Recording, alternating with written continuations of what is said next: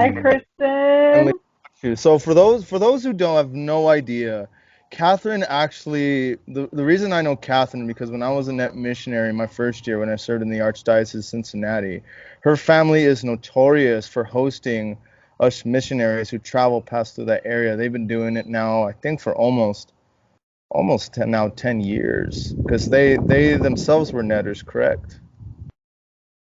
Yes, my parents did net from 91 to 92 and from 92 to 93. But man, they did N.E.T before even I was born in 90s Oh, 90s. yes. Man, I wonder how that been like serving net in the 90s where there's no GPS, there's no cell phones, and pay phones were still available. You had to actually learn how to get directions from place to place and how to read a map. And imagine actually doing that kind of work. Now to us it's so easy because we have everything, the accessibility on a little smartphone in the palm of our hands. Where I then know. really then you actually had to do extra work in the van to get to where you're. Oh, I can only imagine that struggle. But first off, I mean, I thank you. know. But thank you so much for actually doing this. I really really really appreciate it. So obviously I Thanks for have. having me. I appreciate it. Oh, of course, of course. The reason why how I got Catherine to do this was because obviously we have a very good mutual friend of ours who just recently got married, and I didn't know, I had no clue whatsoever that the not just one, nor two, nor three, but the whole family would be showing up to come to this wedding of a very very very good friend of mine. And here's a funny story is I get there, so obviously the actual wedding ceremony took place in Las Cruces, like the mass. And that's about like a 30-40 minute drive from my house.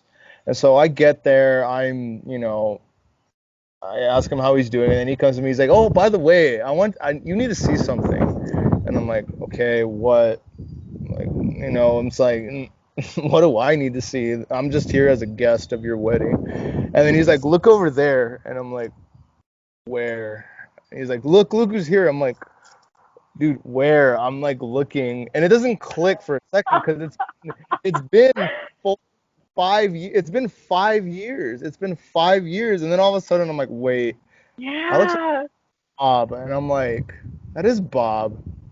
I'm like, "Oh," I'm like, "Oh Lord." I'm like, "Whoa, they're all here."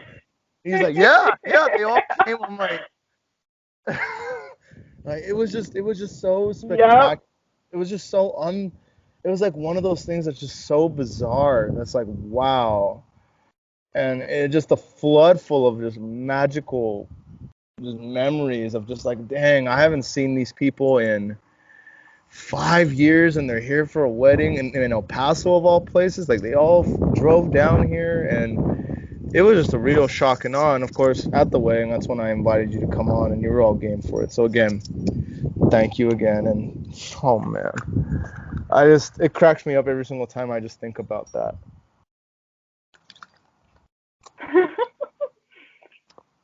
But so here's the thing that I kind of want to show you because I kind of do this like with every podcast a little bit to find people's like kind of your to find your twin out there. See if you have a twin that kind of like looks like you. And I think I may Okay. have found one. Let's see. Okay. So shoot. Okay. Her name's Lauren Ambrose. She's kind of like an actress. Okay. Uh, Okay. I can see it. See, I mean, I I can literally see the way that. I looked it up was I'm like red-haired female celebrities and like typing in. Oh, there we go, so people can see it. So yes, Okay. yeah, has like like the part of the hair and a little bit of the smile a little bit. So Yeah, a little bit. A little bit. a little bit in there. That was the closest one because I went through a load of them. Like I went through obviously there was a couple of them that were good contenders. There was the woman that played Ginny Weasley in Harry Potter. She was one of them, but I said nah. Okay. It's close. Yeah. And then there was who else? And then I asked someone for like an opinion, and they were like, "Oh, Emma Stone probably." I'm like, "No, like Emma Stone, no, not really." So this is the No, definitely not. yeah. So this is the closest. This is the closest one I can get to, but it's not a bad one. It's really not that bad. So I'm kind of No, proud it's with. not. I'm kind of proud about this one, but she's known for doing more TV shows than anything. She has a couple films, but I've seen her more on like Okay. TV than like in film. But yeah, so that's your celebrity twin right there. So, Nice. let's talk about you. For those who don't know, Catherine is going to serve in the 2021-2022 net year. So Woo! how did that happen? So I, obviously being the daughter of two very passionate netters, um, I really wanted to be able to do net someday. I was the net baby. But coming right out of high school, I knew wouldn't quite be the best option for me. I grew up homeschooled, so I have a really strong family connection. So I knew that going straight from being at home all the time to not being at home at all would not be the best option necessarily for me. So I am finishing up my degree at Thomas More University, and I am now going on net next year. So I'm super excited. No, that's incredibly exciting. And again, obviously, congratulations and get ready for a 1 year sentence is what I like to call it. Don't tell your folks I said that, but I mean that's how sometimes I look at it. But you're one of the rare people that no, but you're one of the rare people that choose that choose to wait a few years before directly doing it out of high school. And granted, there's you still have a pocket full who wait, but it's really more of you get more of the crowd of those who do it out of high school. So what really like I guess like emphasize more of why you chose to like no, I need to go to school and get some more experience before I really like basically leave my home and leave my ultimate comfort zone for like a whole 9-10 month period. Right. And I think that's the key that you said just there was comfort zone.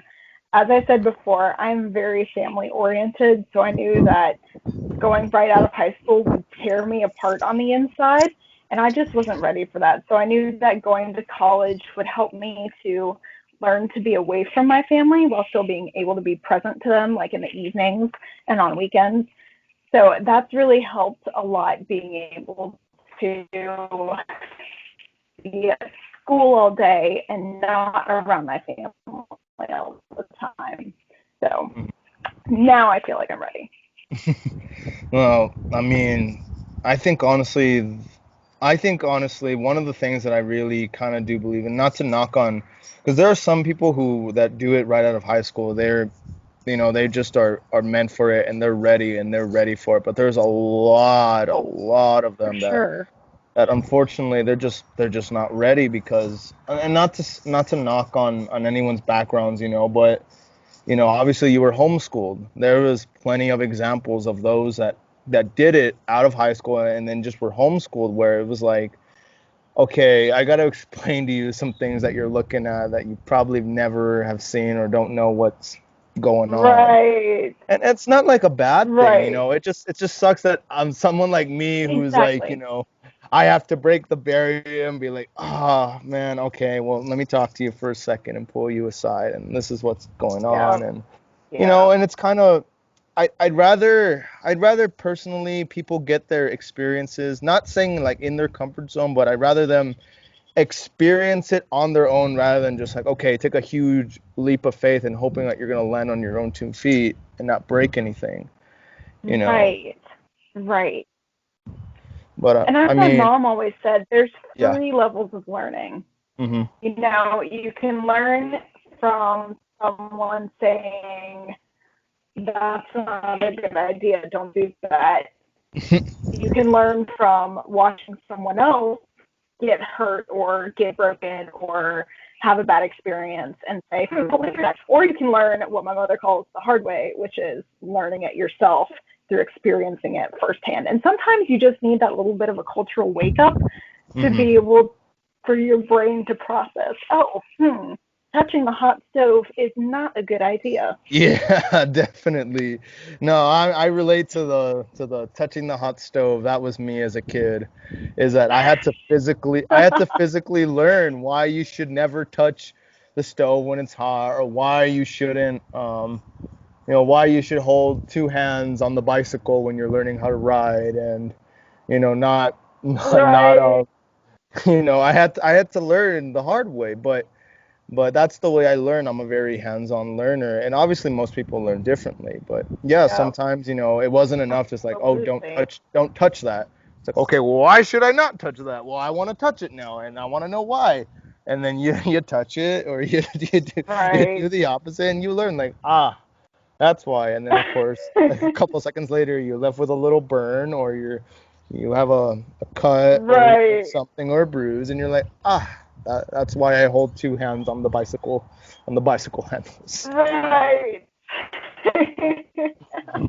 That's for sure. So, fun fact, I actually don't know how to ride a bike because the first Really? time I went, right, so the first time I went to ride a bike was on my ninth birthday, and I fell in front of one of my friends that I had over that day, and I was so embarrassed and humiliated because I gotten a bruise on like the inside of my thigh, and it hurt so bad that I have not sat on a bike since my ninth birthday. Oh man. Wow. Oh man, that's wow. Man, that's well now it's one of the goals now is now I got to get someone to teach you how to ride a bike. Cause not just Oh. I know, trust me, it's scary at first, and scary, and like you're in control of the vehicle, because it is a vehicle, in the vehicle that you're Yeah. going in, and then but the really thing that I discovered, because obviously we just had we're coming out of quarantine, the vaccine is coming out, and even Yeah. though the cases are ticking up, but people are going out getting vaccinated.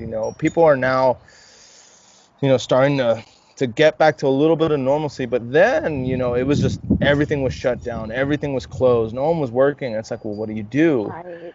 And me and my cousins actually, since the roads were basically like normally like at around like 12, 1, 2, 3 in the morning, there'd still be a little bit of traffic because, people either have really morning jobs, or, going over late nights or whatever, taking cruises, but Right. then the roads were empty everywhere here. It was nuts. So then we're like, hey, the roads are empty.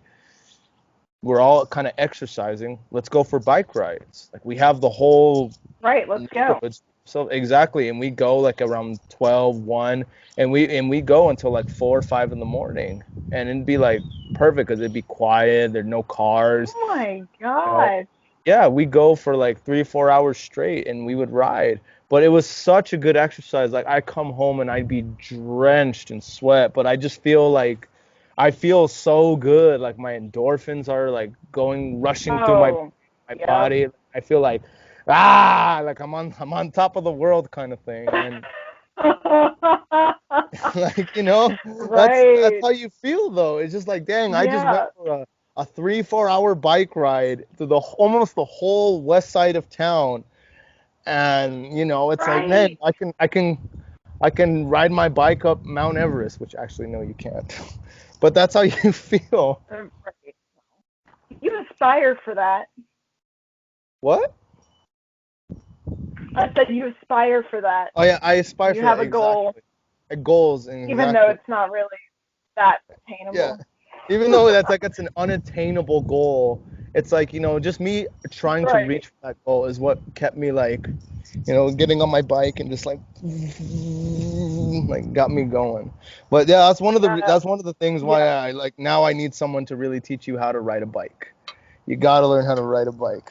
Because trust me, Oh, it's I know it's scary, but well, at least not. I mean, if you're still, I mean, we got to start somewhere. Like, trust me, like riding a bike is I I know. think it's one of the coolest things ever. But you know, but anyway, It back happens. on this net talk. So now, obviously, the way that's formatted is a lot different because now they really do emphasize and really put into so what I'm looking for, like take into account what your preference is. Like, do you really want to be on a parish or school team? I know that's not the term now, but that's the way that's common sense to me. Do you want to be on the parish or the school teams, or do you Right. want to be really traveling on the road? And then, it was like, oh, okay, we'll take that into consideration. But really, they just take your consideration. They're just like, all right, we feel he's best here. We're gonna push his buttons, and that's how it was. Well, Right. now it's more catered, which I think is a good thing. I think it's a step in the right direction because there's some people that even though their heart's in it, their mind's in it, but some people can't handle that harsh hard road life. It just deteriorates on them. Yep. Where one was like, I think he would have been like, he's great, but he could have been greater had he been on a parish or school team. So now I got to ask you, Right. what is your preference, I guess, in a sense of what you want to do? Right. So my preference would be to be on a retreat team. Hmm. I just love traveling. My family and I have been to 49 out of the 50 United States. So we've been literally everywhere. And I just love car rides. So I really feel like I would thrive on a retreat team, um, because that's what would make me feel like I'm home. Hmm. Like that's where I Wow. feel like I belong. 49 out of the 50 states. That's insane. Like, honestly, most Americans nowadays probably only see maybe 3 or 4, lucky even 5 states, but you've been to 49 out of the 50 states. So obviously, I'm gonna guess the only state you haven't been to is Alaska. No, Hawaii. Hawaii. And we were supposed to go to Hawaii. Yeah, we were supposed to go to Hawaii in 2020, but obviously we had to cancel our trip because of COVID, and we were all super sad. Oh man. So, But but that's okay. so And oh that actually, you'd sounds be great. surprised as to how many of the netters come through our house, and they're just like, some of them have still been to like 10, 15 states, and we're like, really? You've been to 10, 15? They're like, yeah. So you'd be surprised as to how much people still get around. Oh yeah, people still get around, but I mean, not a lot of people. But there's still not a lot of people like have the. I think have the patience to really travel state to state. I mean, people have like, oh, I only want to go here to go see this or that, but really to go Right, right. almost. I mean, to go to every single state. I mean, that's really. I think that's like an achievement that not a lot of people, especially nowadays, like can have. And I think it's insane. I think Yes. it's that you've been to every single state except Hawaii. Normally, for some people, the first state they really want to go is Hawaii. And to go to Alaska before Hawaii, I'm like, that's insane. Insane to me to go in that blizzarding Well, cold. it was, we went in June, so it wasn't freezing cold. It was like 60s most of the time. And Alaska is cheaper, so we had to That weigh our balances. yeah, that is true too. Well, because one, obviously, hardly anybody travels there. But I hear there's like Right. a big thing with whale watching. I heard whale watching is like a huge thing out there. To like go on one of the boats and go whale watch. Yeah. Yes. So we actually did get to do a whale watching cruise while we were in Alaska. And one of the really cool things we saw, was actually a pod of whales during their feeding time.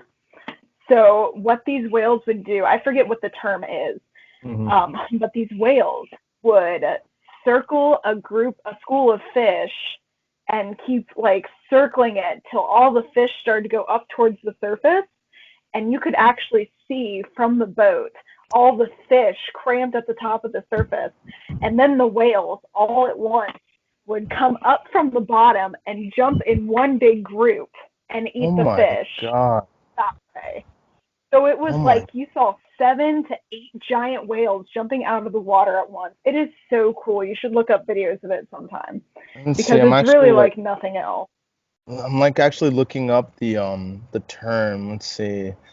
Let's see. The blue whale has one of the largest appetites of any animal, eating up to. Oh, here, let me share my screen real quick so you can see it. Okay, yeah. Let's see. The blue whale has one of the largest appetites of any animal, eating up to 4 tons of krill every single day. Blue whales, which have been plates, feed by taking huge mouthfuls of water and food. They push the water back using their blades strainer. Okay. Let's see. Whale. Let's see. Whale circle around fish. Let's see. Obviously, I misspelled circle. Okay, let's see. Humpbacks whales usually filter their food out of the water using balloons. However, they use their large mouth to shovel up schools of fish. These bubbles from a circle around the fish. Bubble net fishing, that's Yeah, what it is. there we See the go. bubble net fishing video? Yes. Yeah, bubble There you net. go. There it is. Wow. That should be it. I'm like looking at the preview. Wow. Yeah, bubble net hunting. Wow, that is insane. And they just go straight up out of the water, all in a group. Oh my. And then for the next 5 minutes after that, you see their tails flipping above the surface. And we just watched that for hours on the cruise. It was phenomenal. It must be really phenomenal. I mean, whales are, first off, the ocean is just, I think, is a beauty of its own. It's like a whole other world down there. Oh, yeah. So insane. Yeah. Like I know people are talking about space. Like me personally, I love space, but man, I'm like, I know this will never happen because obviously the tail of Atlantis is one of those things why we should never build under the water. but man, like, people want to go explore space. I'm like, man, we need to explore our oceans. There are so many species in there that we don't even know exist, and it's so nuts to me. Actually, let me actually look this up. Let me look this up. Let's see. I think it was the Mariana Trench that they still haven't even gotten to the bottom on. Is that right? It might be right. Let's see. How much of our ocean have I know it's like right over Australia in that grouping of islands. Let's see. 80%. So basically more than 80% of our ocean is unmapped, unobserved, and unexplored. That is... Which is just insane because think of how much we've already discovered about the ocean. 4%? Like, what? That's just insane to me. Oh my God, let's see. Mariana Trench.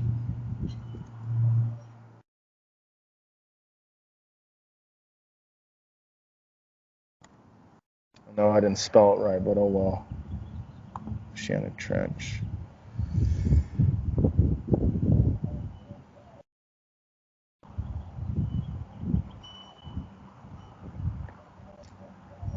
Let's see. The Mariana Trench is located in the Western Pacific Ocean. The Mariana Islands. It is the deepest oceanic trench on Earth. It is crescent-shaped in measure.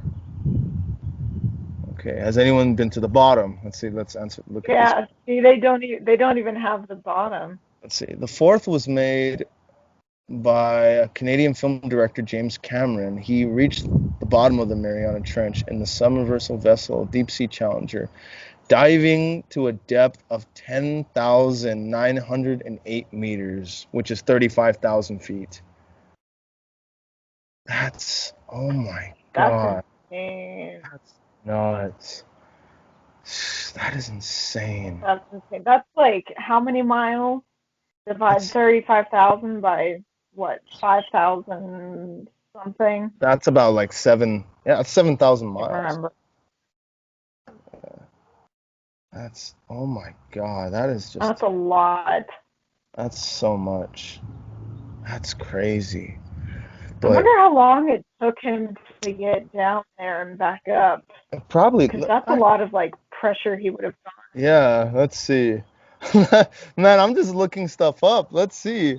How long did it I want to take? know. Yeah, I want to know too. James Cameron to reach there we go. Yeah, someone already looked it up. Oh, wow. You're gonna, wow. Two How long hours did and it take him? 36 minutes.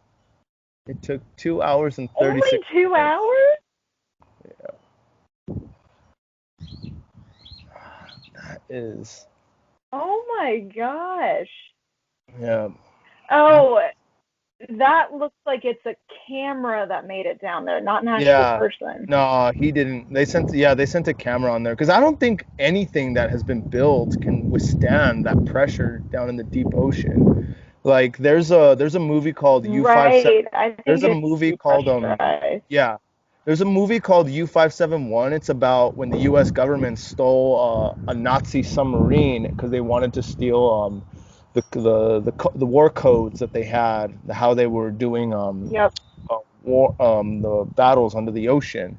And one of the ways they in the movie, I don't know if this happened in real life, but one of the ways they escaped the German U-boats was by really diving deep down so their sonar wouldn't detect them, and because they were dropping torpedoes, and they're like, if they were hit with another Right. torpedo, our submarine's going to burst, so we have to dive deep. And they dove so deep, like, this is granted back in the 1940s, but they dove so deep to literally, like, the pressure literally was just like breaking the submarine, and literally causing so much damage. They were like, yeah, we have to come back up now. We have to Right. It's like, whoa, we're mayday, not we're not mayday. we're not we're not we're not gonna lie, like, it's either we're gonna die by They're the torpedoes or crashing. we're gonna die by the pressure of the ocean. Oh. Okay, here's a question. What is the deepest a submarine has ever gone? um Forgive me if I say this wrong. Trieste is a Swiss-designed, Italian-built deep diving research bathyscaphe, which reached a record depth of about 10,911 meters, 35,797 feet, in the challenge deep of the Mariana Trench. Yeah, near Guam in the Pacific. So yeah, it was a, I guess, a mini or a little submarine that went to the Mariana Trench that traveled 10,900 meters. That's almost 11,000 meters. That's so insane. I know. That's nuts. Man, I'd probably be too scared to go all the way down to that deep of the ocean. Oh. Mm-mm-mm. No, I'd be afraid the submarine Yeah. would crack. Yeah, something would Water happen. poured in, Um, trapped, yeah, 7 miles under the ocean surface. yeah. I'd rather go do the submarine dive with Finding Nemo at Disneyland. I'd rather do that. I'm good. Right. Let's just do snorkeling. Or there is snorkeling. I want to go Sounds snorkeling. good. Yeah, snorkeling is fun. I really want to try snorkeling. That seems like a lot of fun. I really would like to do that. I I really agree. love to try snorkeling. But so here's a question that I want to ask you. Have you ever been to SeaWorld? I have not. Have you? I have. Well, here's the reason why I asked, since we're on the topic of the ocean and fish, and obviously we've Okay. started this on whales. Have you seen the documentary Blackfish? Have you seen that documentary? Have not. What's it about?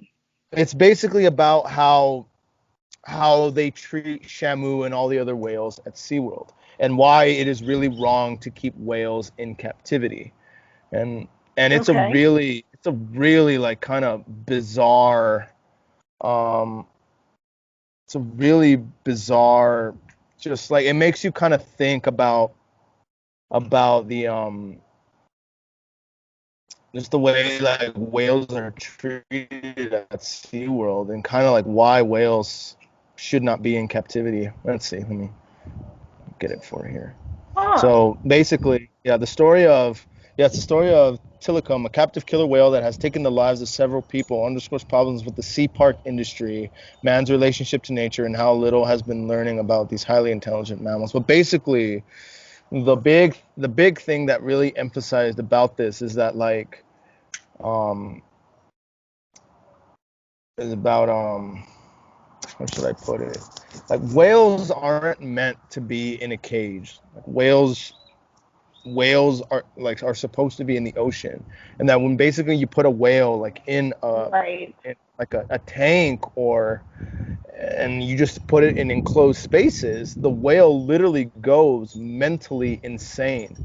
Like it's mentally Right. like unhealthy to the point where it literally like it harms itself, it harms others, it literally like it's mentally like unstabling for the whale, that the whale literally becomes like damages itself and others. It makes you kind of think Mm, like putting whales in captivity is not, it's not okay. It's really not. yeah.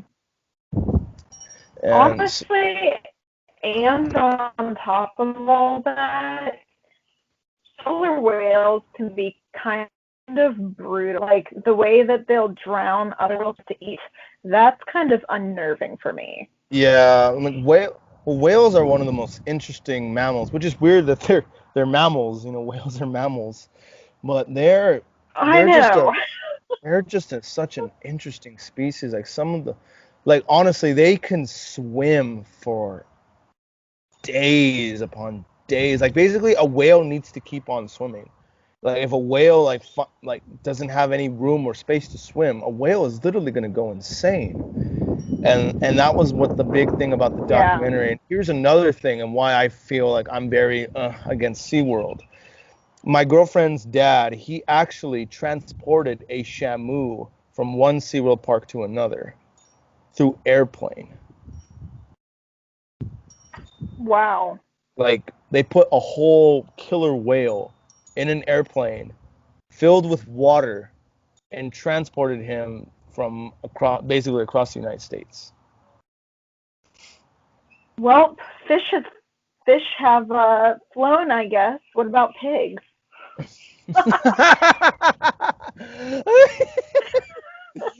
Well, yeah, I guess now the joke should be, well, yeah, when fish fly, it's like, well, fish have flown. But I mean, when Exactly. I, Someone put a pig in a plane.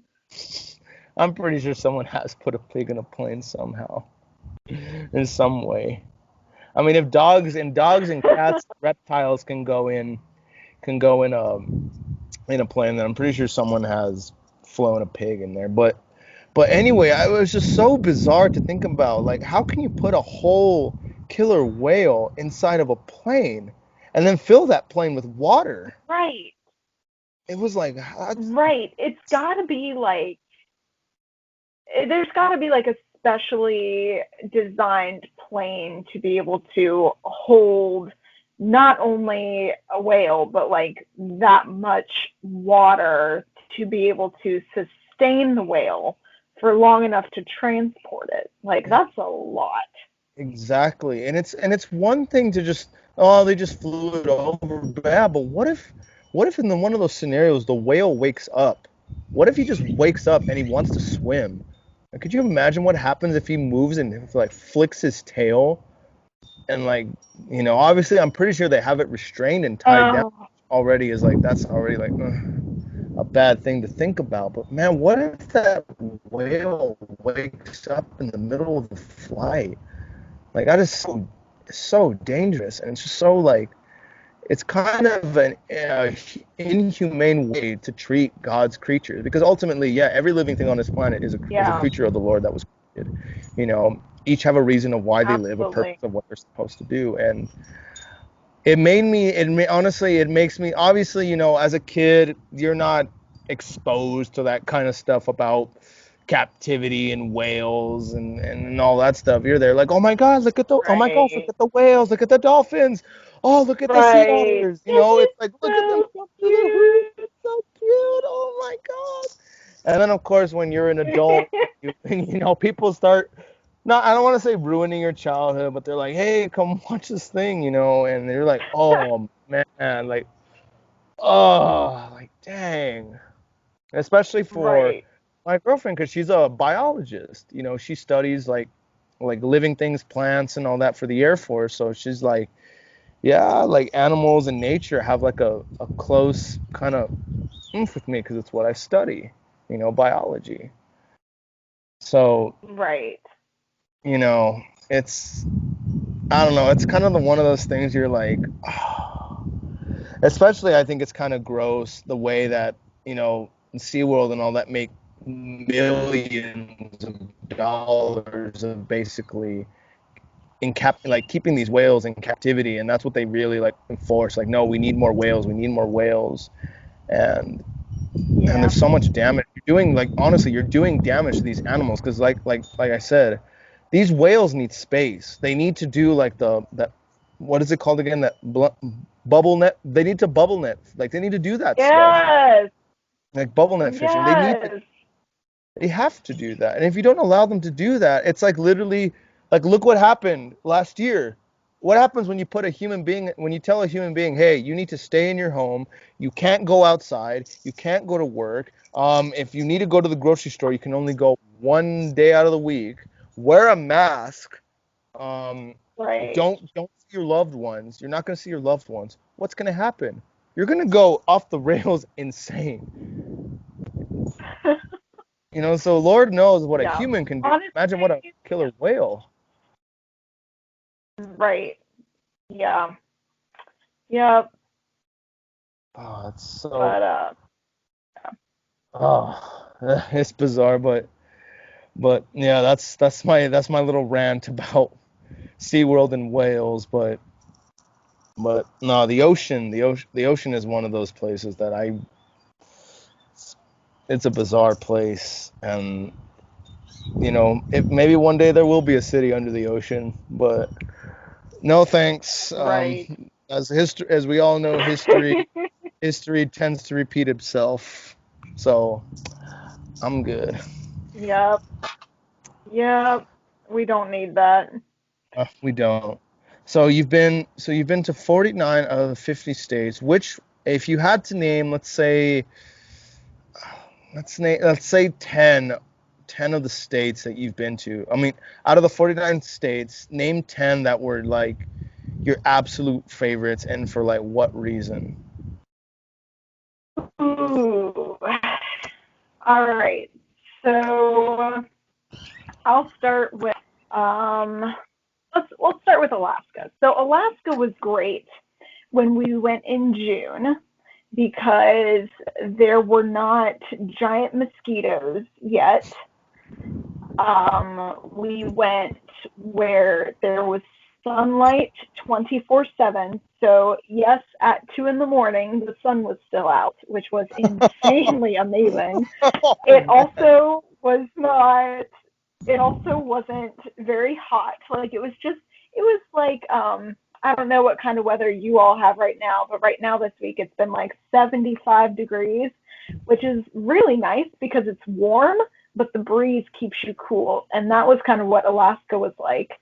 Um, that and the colors in Alaska are just amazingly beautiful. Like I pictures, if you see pictures of Alaska, they do not do it justice at all. Like picture all of those pictures of Alaska and then enhance the color by like 1,000 times and you might come close to the actual color scheme that you see. oh Like my that's how God. beautiful Alaska is. Well, I'm like looking up these giant mosquitoes because now I'm like kind of intrigued. Oh my Yeah, Lord. they're savage. Oh They're my gosh. savage. That. Like, I know you're a Texan, but no Yeah. offense, everything's bigger in Alaska. Yeah, no. Only the Alaska state bird, the mosquito.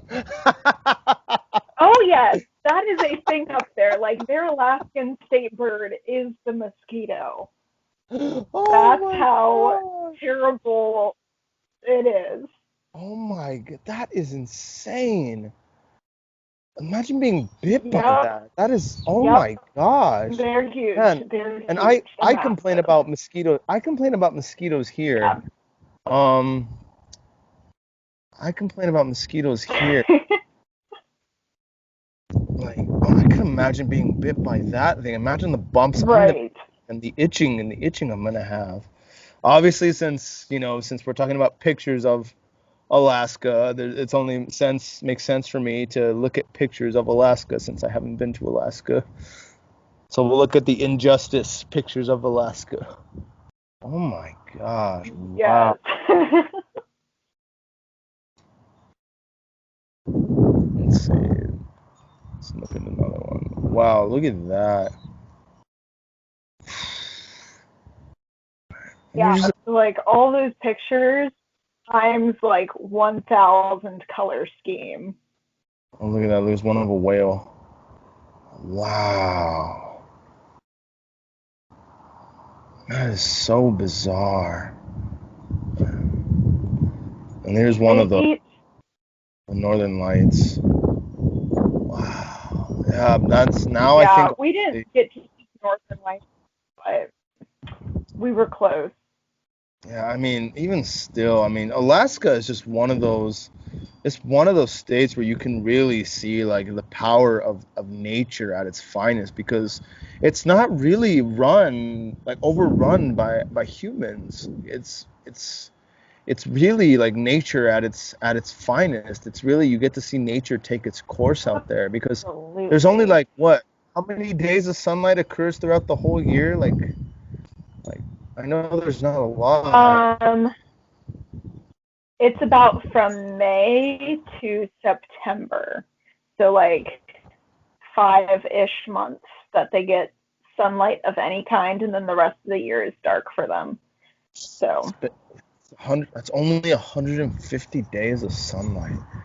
That oh my God. I like me obviously the sun's like the weather over here right now it's kind of breezy. I don't like spring over here because spring usually means it's windy. Like it's kind of breezy right now, which isn't bad. It could be worse, but sometimes it gets really dusty. Like our dust storms are really prevalent during spring and it's really nasty and disgusting. But the sun's out and it's actually a really nice day outside, but I need my sun. I need my sunlight. I need my UV right. rays.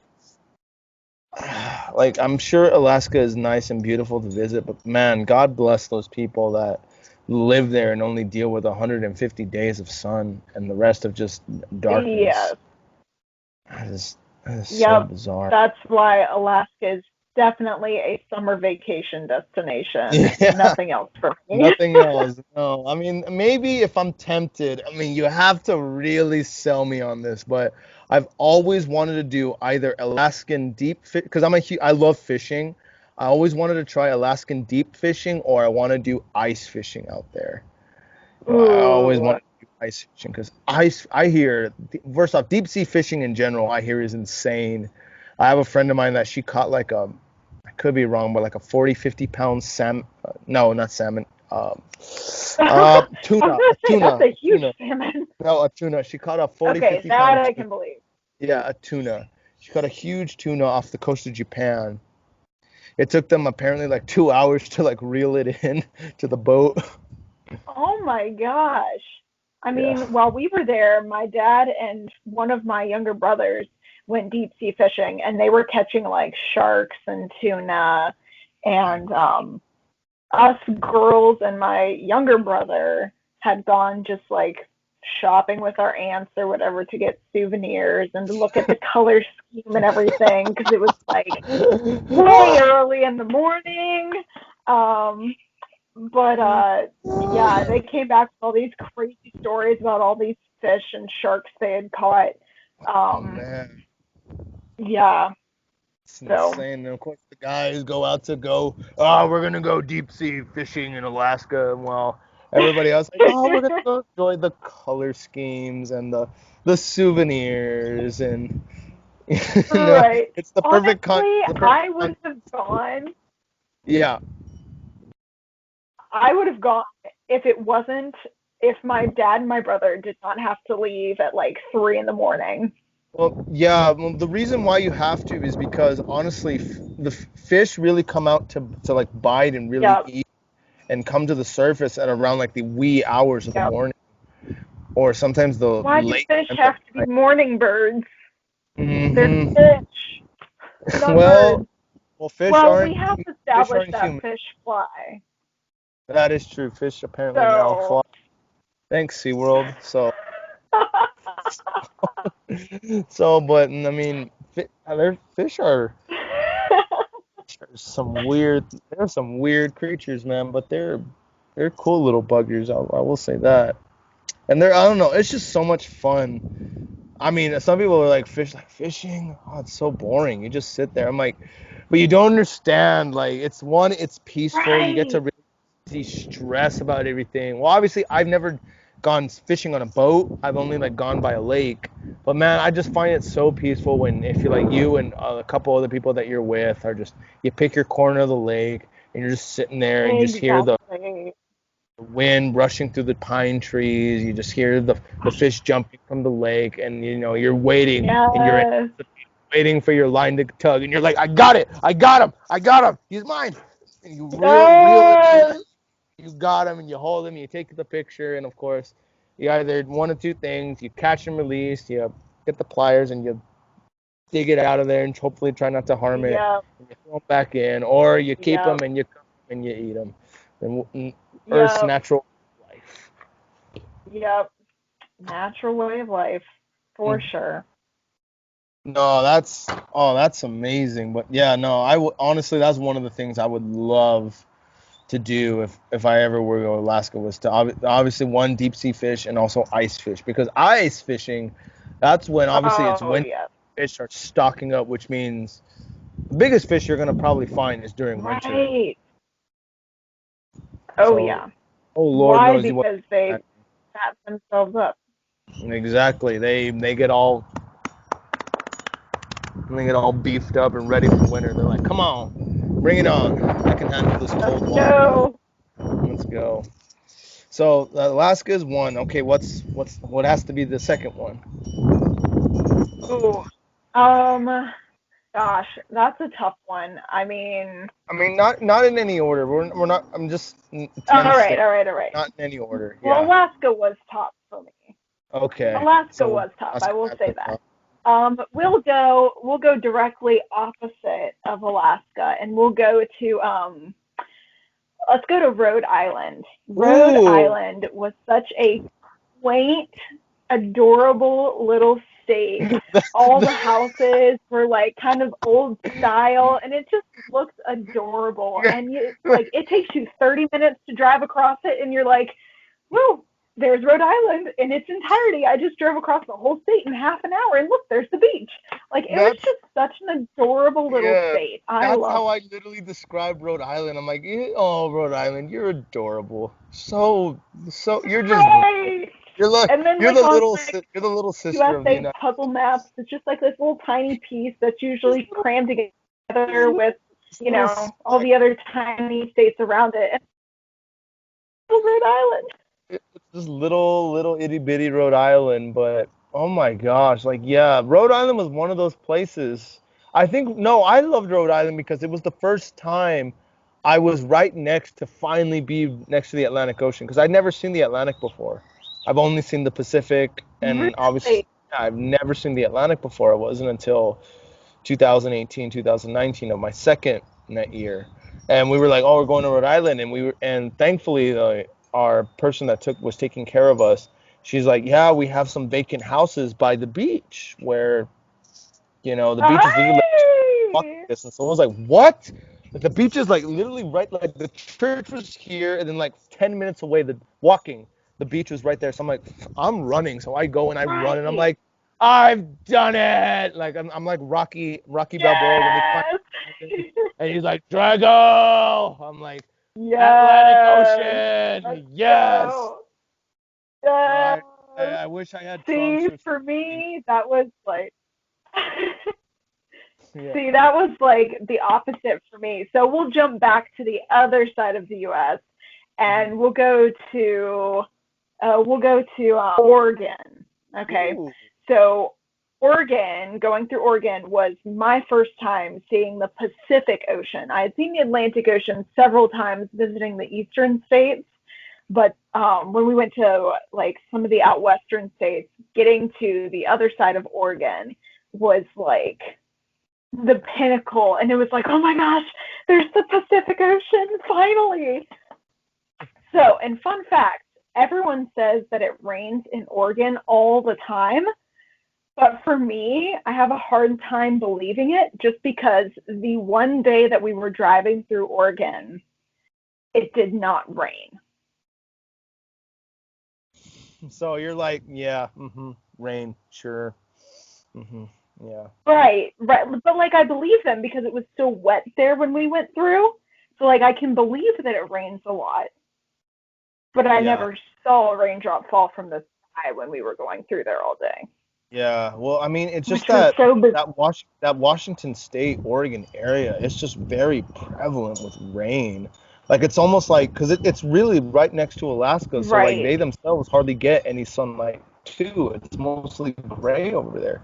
It's gray country, But here's a fun fact about Oregon Right. is my dad obviously he's a Okay. railroader. He works for the railroad, and sometimes during certain Okay. points of the year they ask guys from here to do what's called a quote unquote borrow out, which means they borrow guys from an area and they're like, hey, we're falling behind over here in this state in this county, and they need and we'll take you out for like a few months, like five, maybe 3, 4, 5, 6 months, and we'll pay you double. Well, you just help these guys because we're falling behind. Well, the reason why they were falling behind is because Oregon was going through a huge blizzard at the time, and I believe it was 2008, 2007, 2008 is when it happened. And Huh. so my old man and a good friend of mine and his good friend Isaac Melendez, they drove all the way up and from El Paso all the way to Oregon, and they were getting all the way there, and I think they were in Salt Lake City, and they're like, blizzard my butt, there's no blizzard yet, and as soon as they cross like Salt Lake City, all of a sudden it's like wham, here it comes. To the point of my dad explains to me that it was like looking through a little No. fishbowl out of his visor, where he literally had to like drive like that, where you had to use the walkie-talkie to No. communicate. Like that's how insane the blizzard was to get there.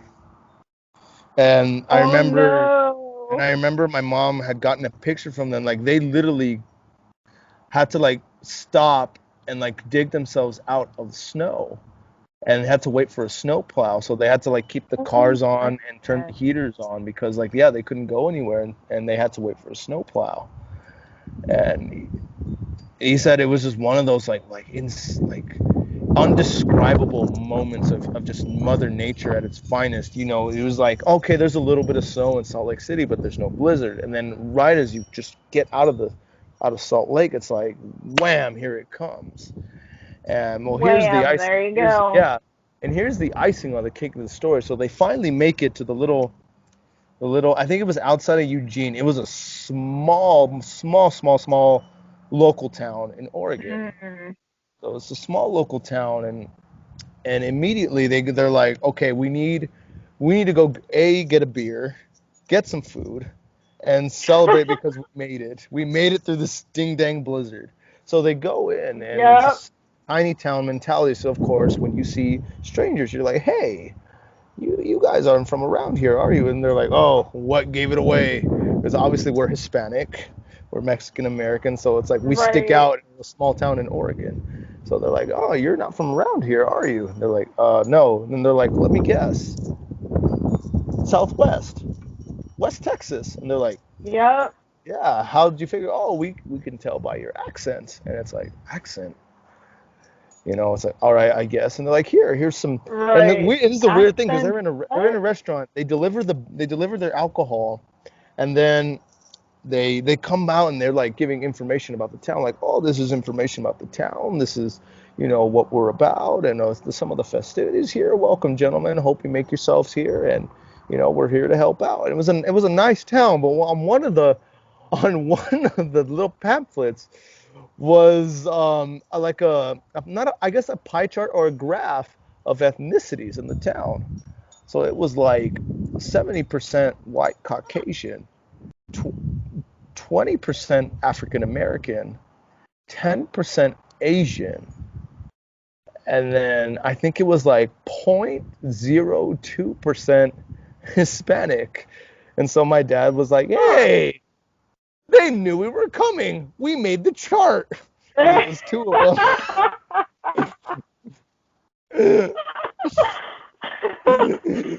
So you are 0.1% of Oregon, and your dad is the Yeah, other 0.1%. exactly. So that's what my dad and his friend were like, "Hey, they knew we were coming. We made the chart." And they told Hey. that server, and they saw all the people in the restaurant started laughing, like, "Hey, you all knew we were coming. We made the chart." And I love telling that story because I'm like, that is so hilarious. But that's how, that just, I don't know, for some reason that's why I kind of like the small town mentality. Is like, it's a community. It's a community that essentially comes together and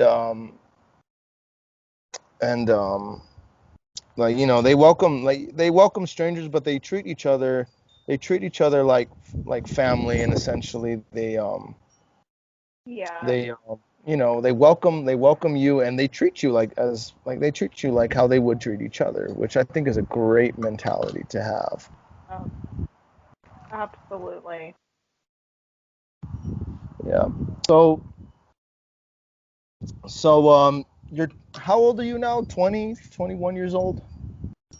21. You're 21. Wow, you are held now officially have no boundaries in the United States of America. Well, I can't get senior discounts yet, so that's Not sad. yet. No, but I mean, man, I'm counting down to that days too when I can get senior discounts at the movie theaters. Can't wait for that day. I know. I know. That'll be so nice. It's like, here's a present just for being old. It's like, yes. Okay? Oh man, I think that's so funny. Well, obviously, I'm a very obviously I used to be a bartender.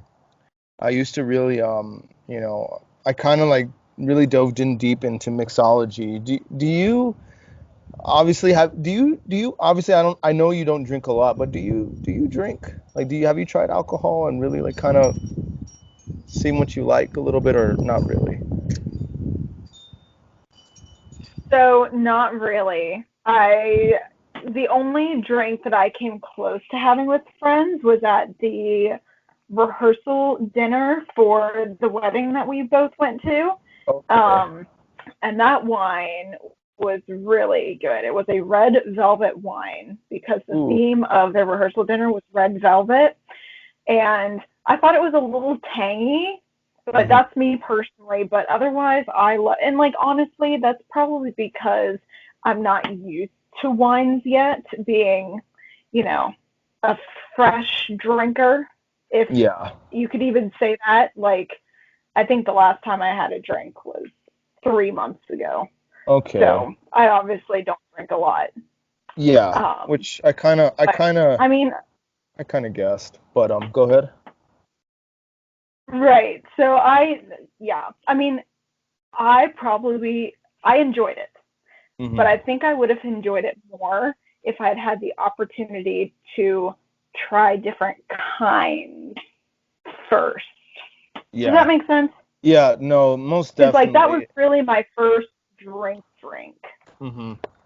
Yeah. So yeah, honestly, that's one of those things that I think is better for people who really want to experiment. Not I don't want to say experiment because I use that term loosely, but really want to, like, okay, what is my preference? What do I like? And honestly, a great Right. thing I do encourage people to try before beer or anything is wine. Like, you know what? Try wine, because wine is one of those things Yeah. everyone universally likes wine. And Well, I know some people who don't. No, I know people that don't either, but basically, wine is worldwide. You can get wine here. You can get wine Yes, in yes, yes. in France, Italy, the English, Right. England. You can get wine from everywhere. Like wine's a universally like known thing. But no, honestly, one of the things that I really do encourage, like I remember one time, my boss when I was still working at the old place was he asked me if I would bartend for a tequila and whiskey tasting, and I had done a whiskey tasting before, just because I do like whiskey, because I know I tried all the whiskeys, which there's different types of whiskeys, what people don't know. Um, because people are like, oh, whiskey is whiskey. It's like, actually, it's not. There's many different types of whiskeys. There's Kentucky whiskey, aka bourbon.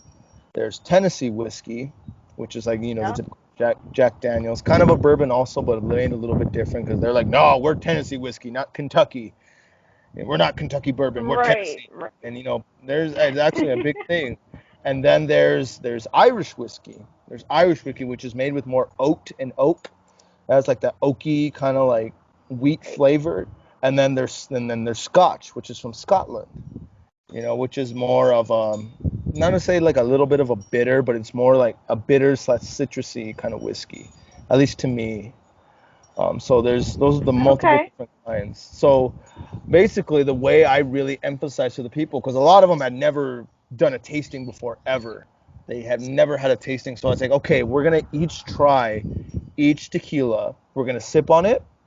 We're gonna like expand the Oh palate. boy. We're gonna expand the palate a little bit, and then I'm gonna make it into signature cocktails, and then you'll really see how it really expands the palate. But that's what I really wanted them. Okay, we're gonna try each one, and I made sure like the whole thing was Okay. designed about like, okay, you have a drink, you need to have some food with you. Otherwise, I'm not gonna do this if there's no food, because I'm not gonna get these people blasted Right. on one little sip of tequila. We're not. It's not going to Yeah, become the no. wedding. We're not turning this into the wedding feast at Cana. We're not turning it into that. For people who don't know, man, them Israelites, they knew how to party. They knew how to party, and Jesus knew how Oh to party too. yes. Like Yes, they they did. got. Oh man, but so we went through. I think it was 4 different tequilas and 4 different whiskeys. And we go through each one. They have their like first course, second course, third course, and then like they're both like small little appetizers. And then when they had the cocktails is when they got their like main courses. And then so they taste them and they're like, oh, I like this one, but each one of them were like, okay, I like this one because it's more smoother, it doesn't really burn at the chest, or oh, I can taste the oak more in the whiskey, or I like the honey sweetness of the Right. whiskey. And they're Right. like, okay. And then of course I asked them, okay, I'm going to recommend a cocktail for each one, and then we're going to see what you want. So basically, what's your favorite tequila or Okay. whiskey? And then people were like, oh, I like this one. Okay, let me make this drink. So there was this one tequila called Sure. Maestro Dobel. It's one of my personal favorites. And Okay. what I think I made for it was called a Cadillac Margarita, which is pretty much obviously the tequila, orange juice, lime juice, an orange liqueur, Oh yeah. simple syrup, and then it's topped off with an orange liqueur slash cognac. It's like a hybrid drink. It's made in France, and you use it as like a floater on top, and you serve it with that tequila. And it was the most popular one of the Ooh. night because it was so like, oh my gosh, like you could taste the orange juice, taste the cognac, taste the liqueur, taste the lime and the cherry that's garnished with it, and the tequila Mm. all infused. And then with the meal, it was like, oh my goodness, like wow. And it's like, man, like it's kind of like that's the way I tell people, like you get to really like need to like kind of like warm up and try each and everything, and then once you kind of like, okay, I've tasted, okay, let me try this one and these couple ones a little more, so that way I can really like get it into my Yep. taste, really like kind of observe, like, okay, this is what I like, this is what I'm tasting. And then it's like boom, then when you have it with a meal, then that's when you really like, okay, this is my wine, or this is my cocktail, or this is my drink, when I have a nice There when I you have go. So that's the kind of way. I guess if I ever, hopefully one day we will see each other again, I'll definitely spend some money Oh, on you, and don't worry, I'll take good care of you. I will take good care of you. Well, looks if like you a do plan to happen me. to, yeah, if you ever do, if your net team ever does come down here, which actually we'll talk about this off the record, but I'll have to I'll have to come find you, and then hopefully you'll have a day off, and I'll go bug your team leaders like, hey, let me take care of her. Like, let me. Yes, yes, Yeah, for sure. It's gonna yeah, happen. It's gonna yeah. happen. Oh man. Okay, so back to traveling in the States. So we have Rhode Island, we have Alaska, and now we have Oregon. So now what's the other state? Now what's the fourth state that you'd be like that was a good place to be? Ooh, you know what? I'm gonna go with we'll go south and we'll go Alabama. I Alabama. really, really liked Alabama. It was just such a hospitable state while we were there. Like Really? everyone was so nice, everyone was so friendly. I love the varsity. Um, I loved being able to be on the grounds where they did the Olympics back in 1996, I think it was, I think that's or Atlanta. maybe I No, can't that's remember. Atlanta. No, the '96 Olympics were Oh, held it's in Georgia. Atlanta. Okay, Yeah, Georgia. okay. Yeah, the one That thing was I my know bad about then. Alabama is no, you're fine. No, the one thing about Alabama I know is Tuscaloosa, the University of Alabama.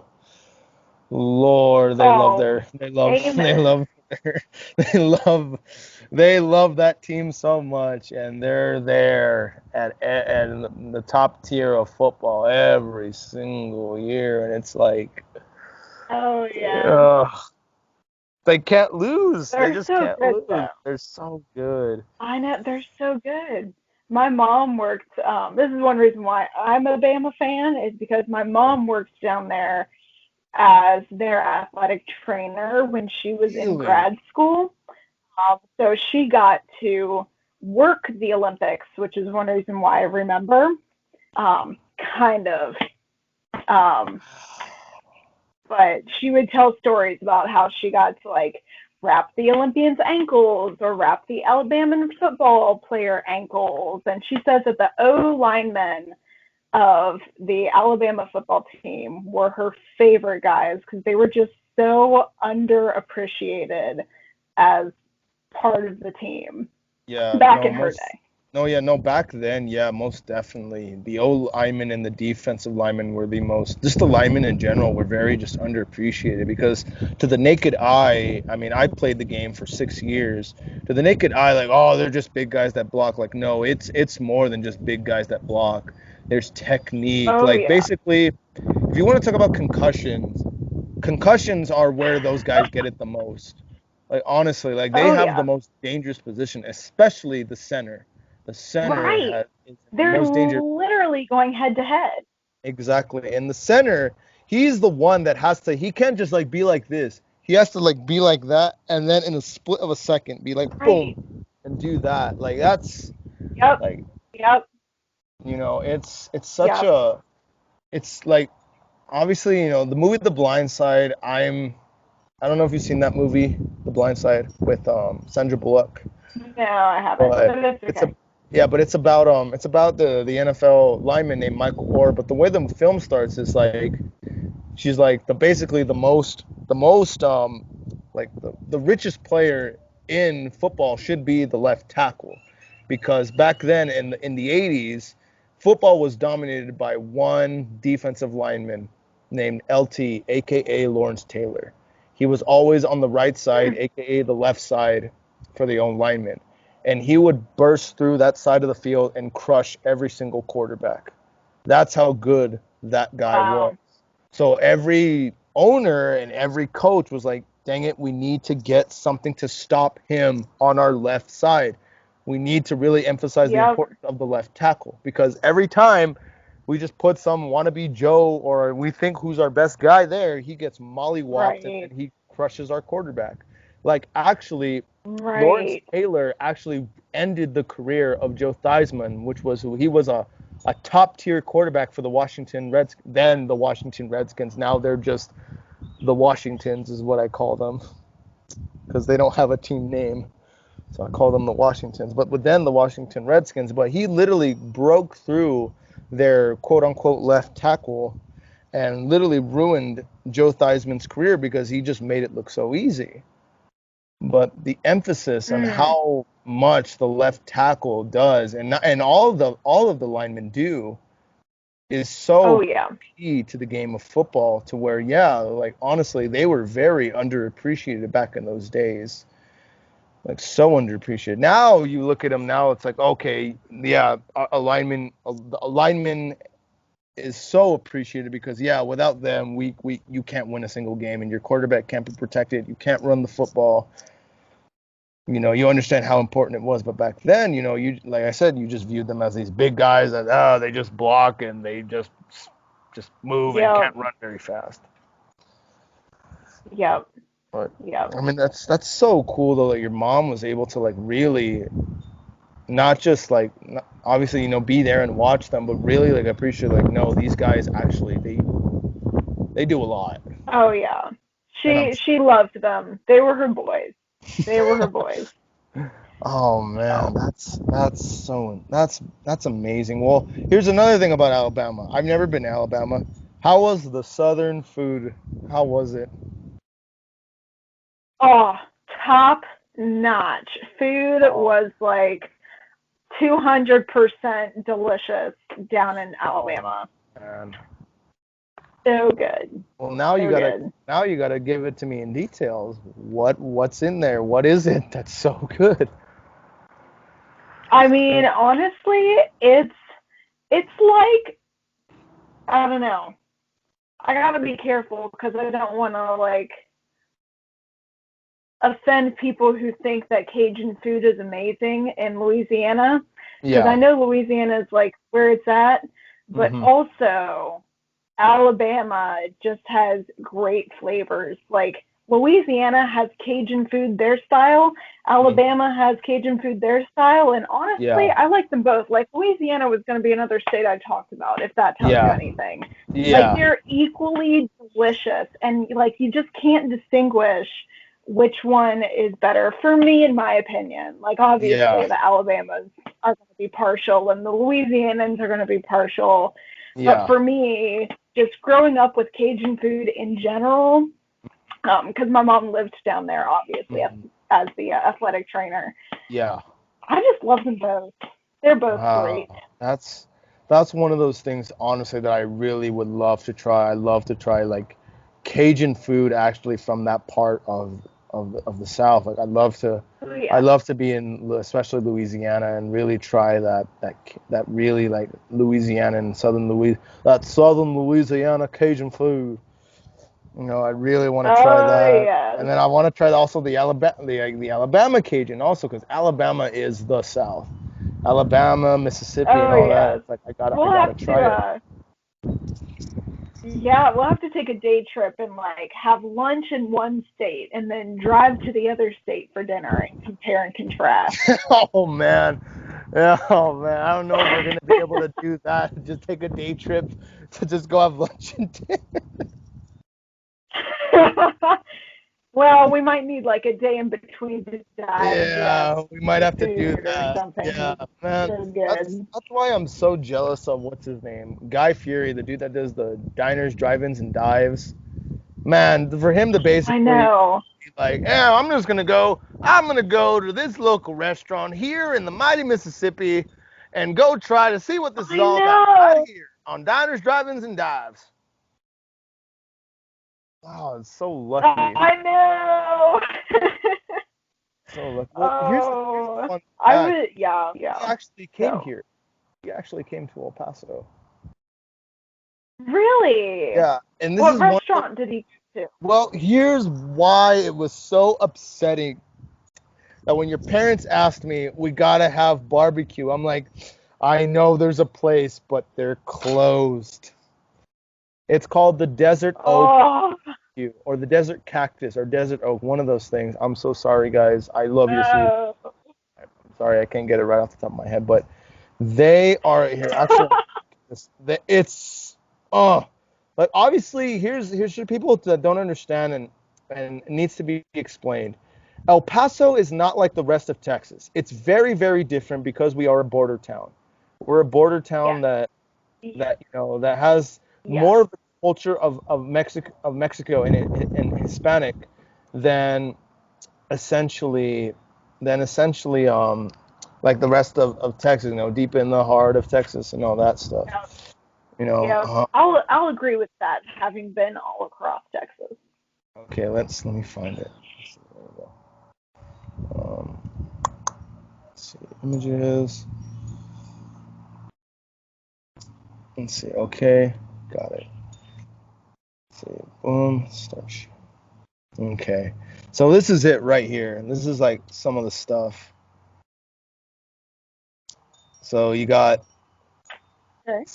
see, here's the loaded potato. This one is the most delicious thing Ooh, in the whole world. Like it's, oh my God, nice. it is Wow, so, that is super loaded. yeah, it's the quote unquote loaded potato. Here, let me see. Oh, Oh my gosh. let's see, where is he? Come on, there he is. Nice. Nice. Yep. There we go. Yep. Let's see. There's another picture. Oh yeah, here it is. Here's him trying the loaded potato. Like, look at that thing. That's Wow. oh, That's that's massive. yeah. That's what I mean. That to me is um is barbecue. Like it's the only place in town that's really like, no, this is Texas barbecue. And not to knock on Rudy's, because even though Rudy's is good, I like Rudy's, but I'm like, Rudy's is good, but man, this is just on a whole nother level. Right. Right. Like, no, like that was one of those things where I'm like, gosh, if only it was earlier in the day, I could have taken you all there and we could have, man, like loaded potatoes. Yeah. Oh, but yeah, that's one of those places. I mean, if you ever do come back here, which actually I won't be living here anymore, but yeah, most definitely. That's one of those spots where I'm like, yep, if I ever do come back, I got to go to that place once, at least once when I come back. Yes, you do. Yes, hmm we do. So, all right, that's Alabama. So obviously, let's talk about the next one. We'll just go jump to, I guess, Louisiana. Yes, sir. So I, in Louisiana, have been primarily to Baton Rouge and New Orleans several times. And we've never been to New Orleans for Mardi Gras, but Were you I there will for say Mardi that Gras? even while we weren't there, no, Oh, we okay, weren't. no, you We were weren't. not there for Mardi Gras. I'm just saying that, like, even though it wasn't Mardi Gras when we were there, it still just Mm. had that party atmosphere where people were celebrating and having a good time. And then Baton Rouge, again, just it feels like it should be like it feels like if you scooped up Baton Rouge and put it in Alabama, there wouldn't be a difference. Like it's just total hospitality, great, beautiful area. Like I love BatonRouge. Wow. No, there was this That guy I and watched on. Yeah, no, definitely. I'd love to go to Louisiana just to go to, obviously go to New Orleans and see the vibe that's there because I hear it's such a great vibe, and then obviously also to go to oh Baton yeah. Rouge as well because there was I watch. I'm a huge Ramsay fan. I'm a huge Gordon Ramsay guy. That Mm. dude is my chef to watch. Obviously people know him as, oh, it's raw, and as the guy who screams and curses in the kitchen. But really, if you really do watch him, he's actually a genuinely caring individual that cares about those people that are there, that's just stuff that's on TV. And he's like that actually, and that's just his passion and what he shows. But, he does it because he Yeah. cares so much. But there was a guy, I think not this season, but the previous season, actually it aired when I was on the road, of a guy who was from Baton Rouge. And the main thing that in the first episode of Hell's Kitchen is like the chefs cook their signature dishes, and he asks them, all right, where are you from? And he's like, Baton Rouge, Louisiana. Oh, whenever I think of Baton Rouge, I think of that amazing flavor. He's like, oh, it's the best food in the world, like hands down. That's what it is. It's a melting Oh pot yeah. of flavor, and you see that in Oh his yeah. cooking. And it's like, dang, when this dude cooks, it's like, I want some of it, because it's like, it's really, he can Yes. cook almost anything, but also still have that southern Baton Rouge twist to it.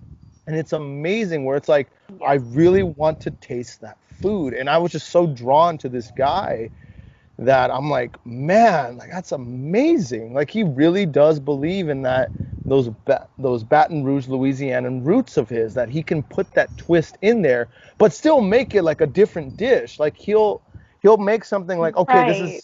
is a take on this and this and this with a little bit of a twist in there. But you don't really see the twist, but you can taste the twist, which is insane, but Yeah. it's so bizarre that they can do that. And it's like, this is Oh, him, these people on a plate. right. There was one food show I was watching one time where the goal of the food show was to take one kind of food, mash it up, and make it look like a different food. So it would be like taking the flavors of a hot dog, Mm-hmm. but mixing up the hot dog to make it look like a piece of cake, but still retain the flavor of a hot dog. So you would look like you were eating cake, but it would taste like a hot dog. Wow. Oh my. Well, first off, I don't know how I feel eating that. Yeah, I think I'd I be don't, eating I cake and would I'd be not like, want to eat it. yeah, I don't want to eat that I either. know. But Mustard and that's, ketchup and a cake look. No thanks. yeah. Oh man, I'm like, I'm like, That's what that made me think of. yeah. But no, but that's what this guy could do. Like I remember there was the one where, I'm just trying to think off the top of my head. I think they were making it was like a pasta dish with lobster. But instead of just, spaghetti and lobster, he threw in like prawns, and he threw in that kind of like a jumbo. He made it like a pasta jambalaya with crawfish and Huh. lobster. And it was like, but it wasn't like all messy. It was like a whole like crawfish with a little bit of like pasta around it with Mm, a jambalaya sauce. And it's mm, like, you mm, mm, wouldn't think, mm. it's like, what? Oh, Like, it was just so amazing. You take something like lobster spaghetti, and he's like, "Oh, it's a lobster spaghetti, but with some crawfish, the lobster tail, and then some pasta on there with a jambalaya sauce." And it's like, it shouldn't right, work, but it does, and it's so amazing. You're like, right. this guy can cook. It's like, it's a lobster spaghetti, an Italian classic, but with that Baton Rouge, Louisiana Right, roots there, that twist in there, and it's like, wow. right, right. Oh, so good. So going off of lobsters, Mm, Maine, I would have to say, Maine, is another yes. great state. We went to Maine several years ago while we were visiting some of the eastern states and checking those off our list. Yeah. Um, and we just stopped at this little mom and pop shop. I don't know what it was or what it was called, but it was right on the coast. Like if you took 3 steps beyond the restaurant, you'd be like in the ocean on this rocky cliff. And it was just, you walked in and there was this huge tank of these giant freshly caught lobsters. Like, I'm talking fresh, like they pulled them out of the ocean that morning. And they said, okay, how many lobsters would you like to order? How do you want them cooked? And we would watch them take the lobsters that they had caught that morning. And we were eating this for lunch, by the way. So it was like, My 6 hours God. tops out of the ocean. And they took those lobsters out right in front of our eyes, and within half an hour, they were on our plates. And it was so delicious and so fresh. Like, it was incredible.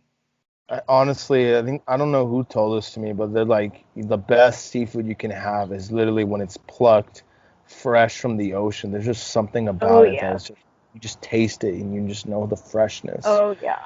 And and one of the best things I had, I don't know if we were in Maine or Rhode Island or one of those states, but one of my team leaders, he had an like a literal fresh oh my God, New England clam chowder. He had a literal fresh New England clam chowder, and oh my gosh, you could literally taste the clams and everything that's in it. It literally like melted in your mouth. Like, this is the best clam chowder I've ever freaking tasted. It was so oh my goodness, like wow, like now if someone orders me a clam chowder here, I'm like, I don't want it. Nope. No, thank you. Nope. Go, take it away. Take it away. Oh, yeah. And then we sat outside and ate the lobsters, and just the view was beautiful. So, so good. No, one of my aspirations one day, hopefully, is that I'd like to go back to all those places that I was at on the road, but not having the weight of being a netter, where now I can do what I want, when I want, go to sleep when I want, be where I want, and we're not having to report for duty for anything. So I'd like to do that so that way I can experience more, because one of the things that's so difficult, and every netter can can relate to this, and if they don't, well, I think they're just lying to themselves, but you wish you were at a place either it's a day or a couple hours longer to just really experience the culture and just the amazing things about it. So I'd like to be able to go back one day and, visit all those places, but really, really visit those places. Yes. Yep. No. Another really, really good place that I enjoyed visiting was Montana. Really, now, Montana? Here's why. Okay, yeah, explain to me, because when I think of Montana, I think of like simple, plain, and boring when I think of Montana. No, okay. All right. So I don't want to offend any Kansas people, but I will say that Kansas, driving, because we drove the highway straight through Kansas, and it was the most boring drive of my life. The most exciting thing that we ever saw driving through Kansas You're not alone. was another farmhouse. Well, I know that because my uncle was actually like every 2 minutes. Yeah. Well, no, I know how to relate because my uncle was actually stationed, because he's a lieutenant colonel in the Air Force, and they had him stationed in Kansas. And him driving from Kansas all the way back to California, he's like, it was the worst drive ever. It was so like, it was a headache is what he called it. He's like, thank you, Kansas, for giving me a big, giant headache. So don't worry. Anyway, if anyone's offended, sorry, don't watch the show. Sorry, Kansas. Like, there is something beautiful about your state, but I'm talking about Montana now. So Montana, we went through, and it's called the Blue Sky State, right? Wherever you were in Montana, you could look straight up and only see sky. Like, I bet you if you looked straight up right now, you'd still be able to see like little trees along your peripheral vision, or like a mountain. No, in Montana, you could look up and literally just see sky. Like, it was so beautiful. And it was the bluest, prettiest sky too. That, and we also got to see the glaciers when we were in Montana, which was just gorgeous. Just gorgeous. Do you ever, when you were out there, like obviously in these places, do you ever sit down and just either meditate or prayer? The reason why I do say meditate is because there's some people that listen that maybe or maybe not be Right. Christian affiliated. But do you ever just sometimes just sit down and just really just either, just really thank God for just the beauty of what you're looking at, or just the Oh, experience of it? absolutely. Absolutely. And that's like, honestly, yes, I can see Christ in other people, or goodness if you're not of Christian affiliation. Um, but just there's this whole different level. And I'm not saying that it's greater or lesser than seeing that goodness in other people, but there's Hmm. certainly a different aspect of seeing beauty in nature that you can't see in people. Yeah. Like there's just something way more artistic, artist, artist like Hmm. creative in seeing beauty and than seeing beauty in other people. So Hmm. I love it. Yeah. No, honestly, the one of the most things that where I literally broke down crying from how beautiful it was honestly when I saw Niagara Falls for the first time. Oh I just, well, first off, yes, obviously I'm a desert kid. I've never seen a waterfall before, yeah, and to go and see literally one of the world's biggest waterfalls. It's like, this is it. yes, Like, this is the thing where literally I was just so mesmerized and so like blown away that this thing yeah, exists on planet Earth. To me, it was almost like, like obviously there's the eighth wonders of the world and, all that. It was like literally like right, seeing one of the wonders of the yeah, world. yeah, yeah. It was just so bizarre. It was just so amazing to witness, to what point like I broke down crying, like thanking God for allowing me to just see it, and to just see Mm, the forces of the water and just hear the the just the force of the waterfall. It was just like I just couldn't believe it, and everyone else was like, oh yeah, they'd either seen it before, they're like, oh yeah, that's cool. Me, it was just like, I've never seen anything like this. Like, mm, I don't see this very often. That's why I'm in love with the ocean, because I don't have access to an ocean or lake or any bodies of water. It hardly rains here. So yeah, when I see something like that, yeah. I just marvel. I marvel at its beauty. And I don't know Oh yes. if you know nowadays that, but I really think that now when people think they're just examining beauty, they take this out and they just take a picture and they take a selfie, and that's marveling the beauty, which I think is honestly a big Yeah, crime, not only just against nature, but yeah. against And then they just human move on. marvel. Exactly, because it's just now it's literally like the definition now of having memories is just taking a camera and just like click, and then it just goes in a photo album. But it's in a photo album Yeah, that's just like, there's no special meaning to it, is what I'm trying to say. Whereas, yeah. I don't have, like, here's how much marvel I have with that moment. I don't have any pictures of that Niagara Falls moment, but I don't need them because I have them up here. Those images and those moments Oh, of amen. witnessing it are in my brain. They're like literally in my brain, to the point of I will Yeah. never, ever, ever forget that. I will never forget that. Oh, yes. And that to me is the definition of really soaking in and being just in the moment, and just really in the phrase of just be. I know what that feels like, because I was in that moment. I was just being. I was just watching something that God created, and just allowing it to just watch it, just the force of it and the beauty of that water. Yes. Yeah. So I guess so Montana, I guess, is one of those places where you can do that too. Yes. For sure. Montana was definitely just breathtaking in and of itself. So, another breathtaking location.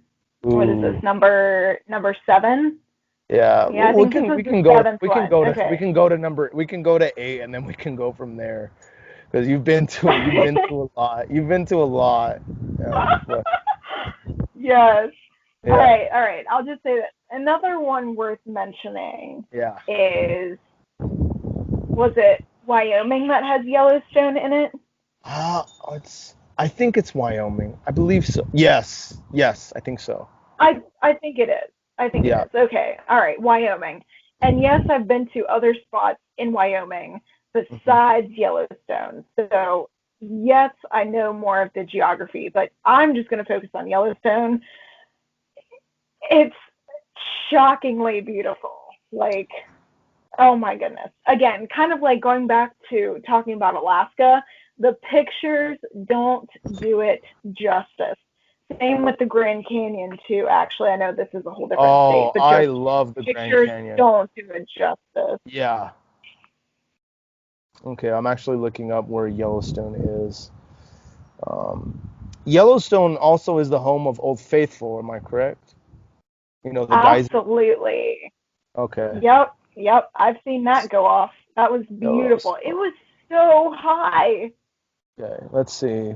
Yellowstone is nearly 3,500 square mile wilderness recreation, a volcanic hotspot, mostly in Wyoming, yes, and but also in parts of Montana Yes. and Idaho. Okay, okay, okay. Yeah, So it's it like the kind of, park spans all states. yeah, okay. But no, I've heard a lot of people say like if you really want to see beauty and its wonder as here in the United States, you got to go well one of two places, the Grand Canyon and Yellowstone. You just have to see it. Oh, you really do. You really do. It's just like, yes, all right, the colors in the Grand Canyon are beautiful. The colors in Alaska are beautiful. But like if you took, like, you know how you can mess with the font colors online and how Hmm. you can get like this really like vibrant teal blue and these like shocking red colors when you're like messing with the fonts and Word documents or whatever, like those are the sort of vibrant colors that you can see in the waters and the lakes at Yellowstone. And it Wow. is so crazy because the edges of all the lakes in Yellowstone are like shockingly red. And then it fades to like this orange. And then you have like this rim of yellow, like vibrant yellow. Like I'm talking like get a Crayola color crayon out and color some yellow. And that's the yellow that you see in this lake. Then it Wow. just fades to like this teal blue all the way down. And just the closer you get to the center of each and every pool, just the more teal and deeper of a teal it gets. And it's shocking. And what's crazy is you can see all the way to the bottom of all of the pools, each and every one of Wow. them. And some of the pools are like huge, ginormous. And you can see baseball caps in the bottom where they blew off of people's heads in the wind. And you can see Oh, like I'd sunspots probably go jumping down in the there. water And just to you're like, save those baseball caps.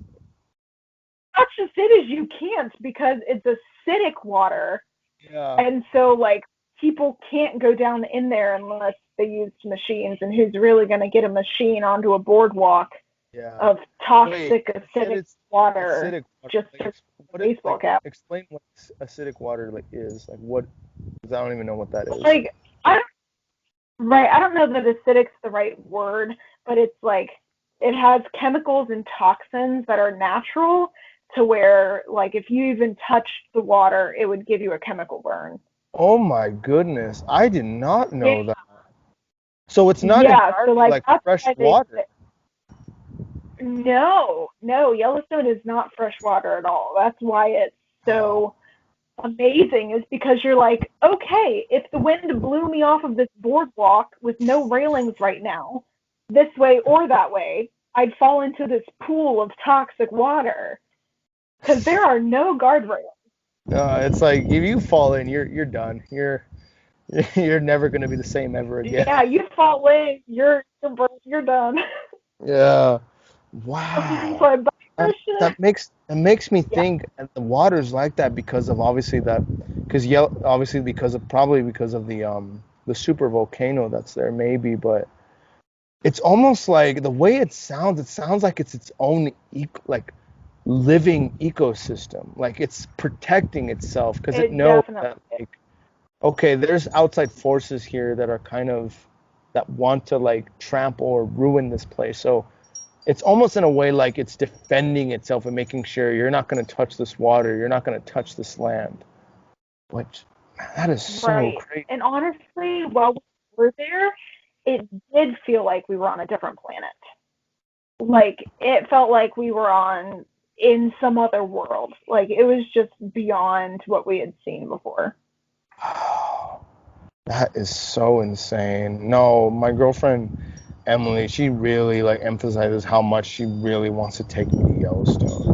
Well, because one of the things that we really wanted to do was obviously, yes, because I've never been to the Grand Canyon, she'd never been to the Grand Canyon. And she's been to Yellowstone, I'd never been. So the first thing was like, okay, let's go to the Grand Canyon. And we actually went for my birthday. We went to Scottsdale, Arizona, which is another beautiful place, by the way. I really recommend, especially Right? since you're older. If you go with a friend or with someone, a family member, whatever, you take them there, and really it's a beautiful place. Just one restauranting, shopping, and also you have so much cool things there. But yeah, like the Grand Canyon's like 3 hours away from Scottsdale/Phoenix. But oh my gosh, it was literally like Right. it was just like one of the wonders of the world where you're like, wow. It's like a giant hole in the ground that's unexplainable. And it's crazy because there's still Yep. water there. There's still little rivers and little pools there. And it's Right. oh, Yep. I want to be able to go down there. And there was a spot where people could climb down, and I was literally by a cliff. Like I wish I can pull it up. I wish I could pull it up on my, but I don't have them on my social media because I hardly post on social media. Those are pictures between only me and Yeah. her, to us. Maybe I might post it one day, maybe. But I was literally by a cliff, like at the edge of a cliff, like literally having my hands out like that, just enjoying and witnessing. Plus, it made for a great Oh, picture. But literally, I was like, man, if there was all of a right. sudden a gust of wind and I lose my balance, I'm dead. Like I'm dying. I'm gonna die. That's how close to Right. the edge I Yep. was. But it was Yeah. literally like your heart just, it's like that alone released endorphins of like, I'm at literally the almost like the edge of a different world.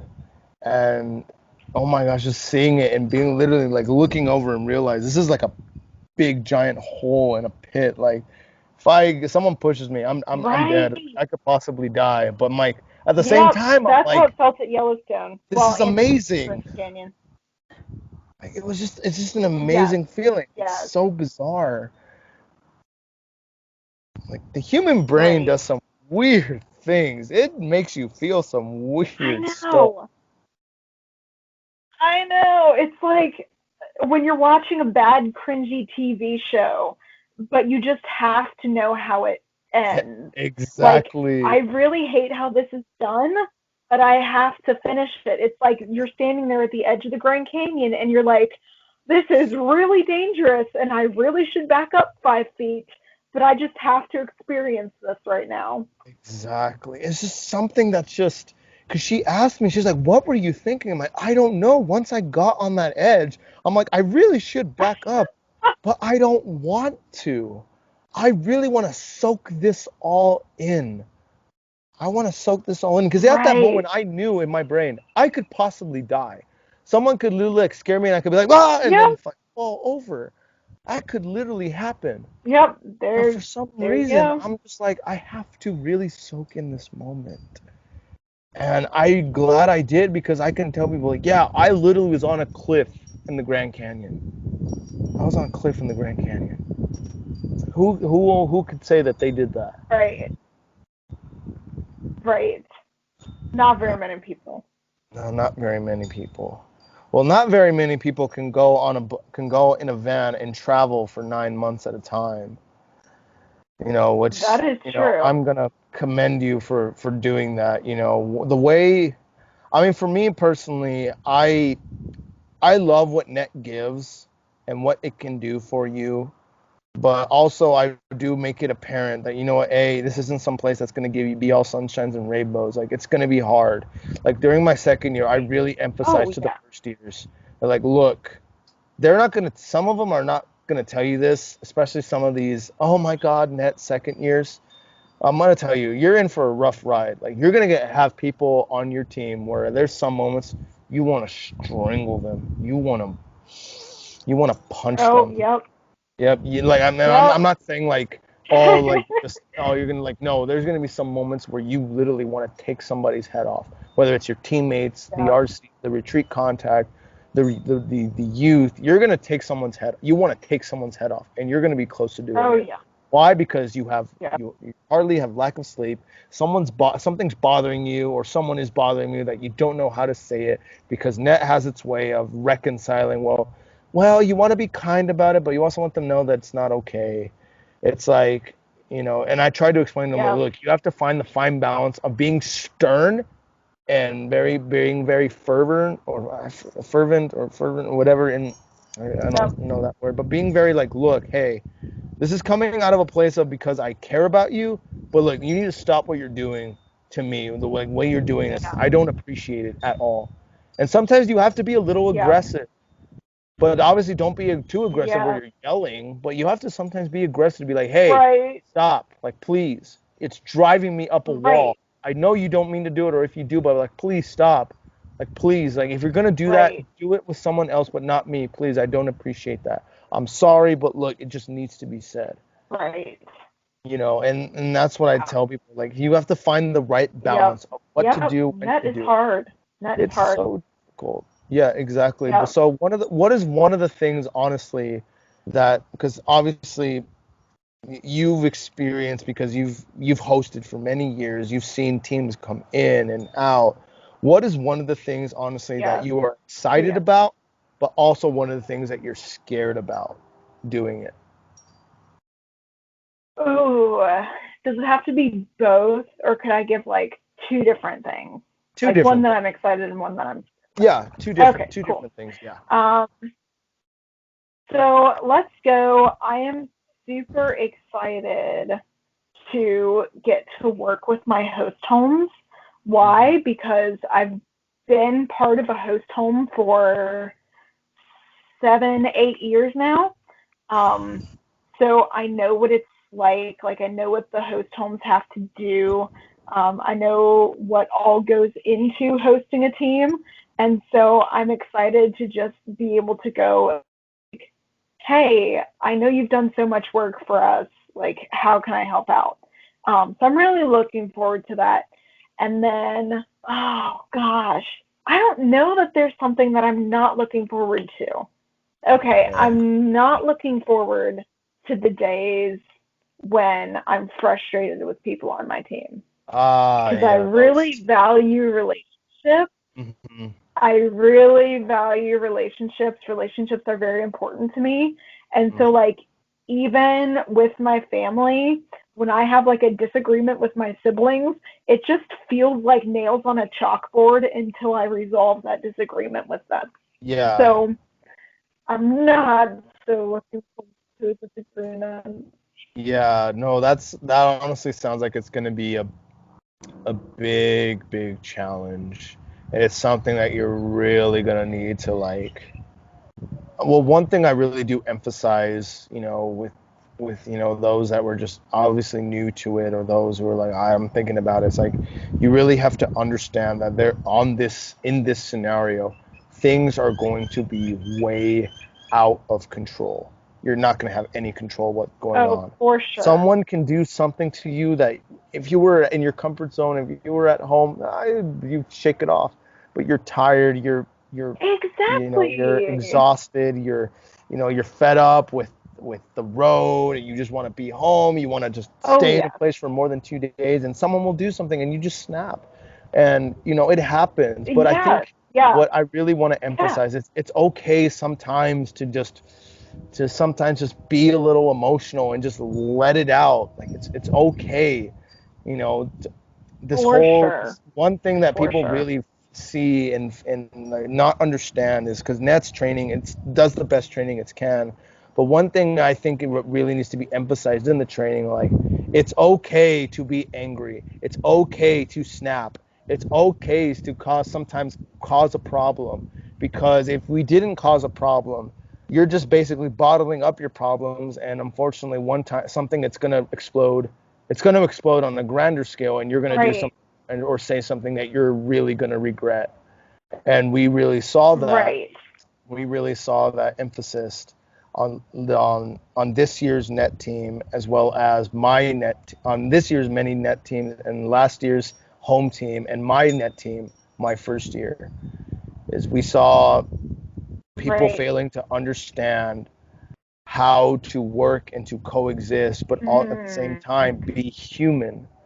We're human. We make mistakes. We have desires. We have flaws. We explode when Right. we just can't handle it anymore. Some of us can go to that next level and push past exhaustion, and some of us can't. And everyone needs to be on the same playing field of, yeah, someone's going to explode. Something's going to happen. But how are we going to deal with it when it happens? Are we just going to not care for that person Exactly. and blame them because, like, oh, you can't handle it? Or are we going to be like, you know what, this person needs rest?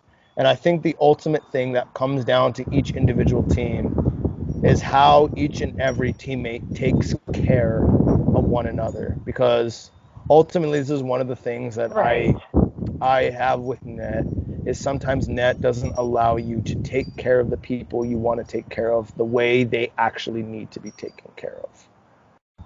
It's one of the things I've seen, which is, which I understand because they can't cater to everyone, but there's obviously some points in the road where many people are sick, they're exhausted, they're tired, and you need really, like, look, we can't travel while this person's vomiting every hour or so. Like, they need to, like, stay in one place and just Right. be put, Oh, like, not be stuck in the van. It's like, okay, guys, 6 hours to New York. yep. You know. Yep. Yep. Yep.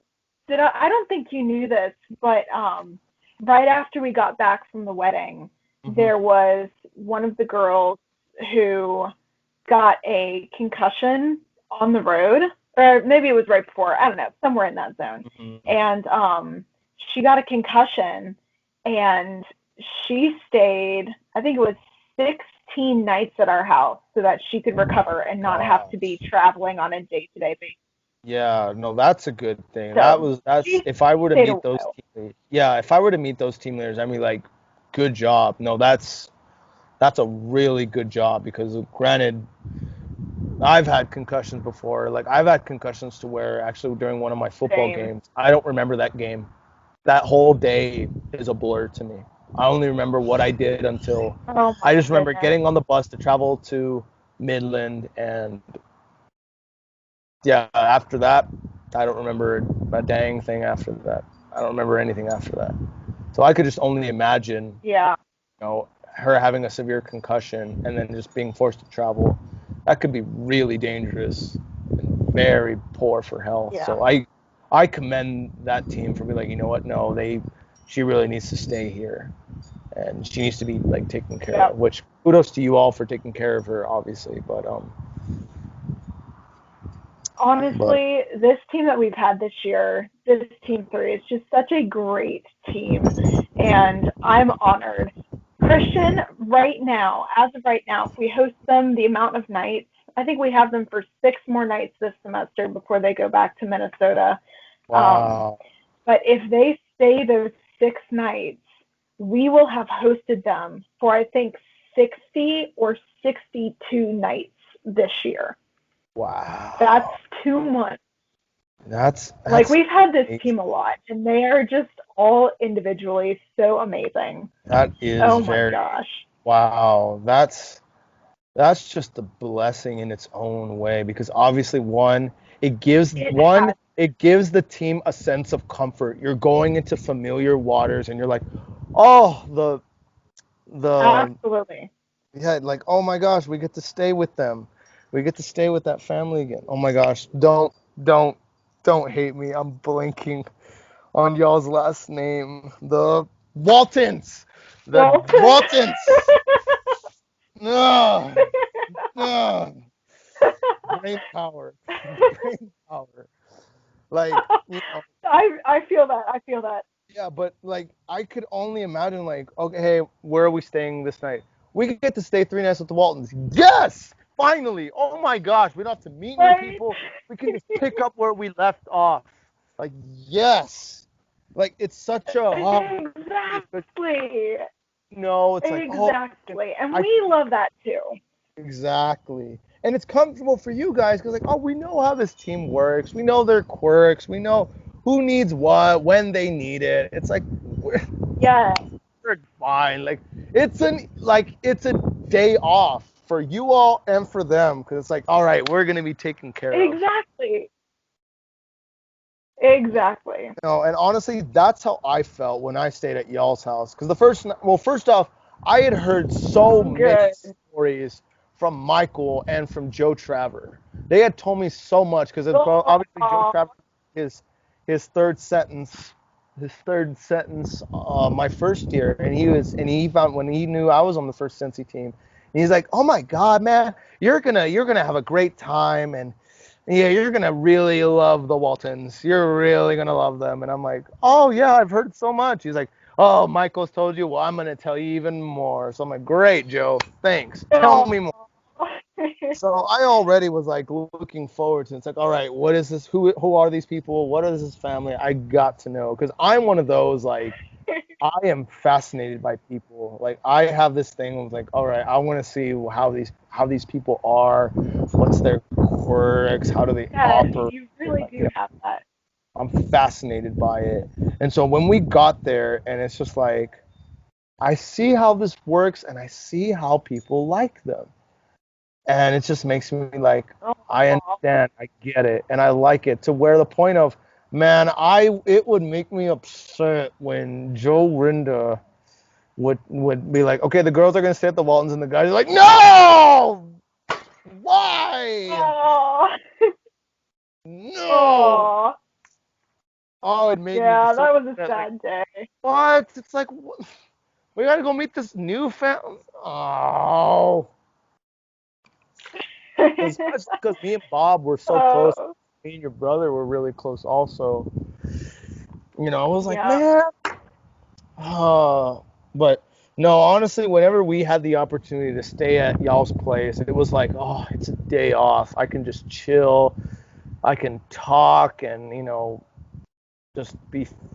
Honestly, I was fascinated by you all. You all was just like, this is an anomaly type of family. Like, I've Oh, never seen. I mean, I've met other families that have like big families. A lot of children, but I've never seen anything like you all. I'm like, this is an anomaly. This is like something that's like you're never gonna see something like this. You don't see things like this, and I'm like, I'm just gonna soak this all in and yeah, it like literally like I said, oh, day off, and the best times ever, honestly, was waking up for breakfast because your mom's like, all right, what do y'all want? I don't know. Don't give me that. What do y'all want? Pancakes. I yep. want. She still says that. Yeah, no, honestly, it's like no. Everyone was like in the net of, you make whatever you want. I'm like, what is wrong with you guys? Pancakes. Don't be that guy. Pancakes. I want pancakes.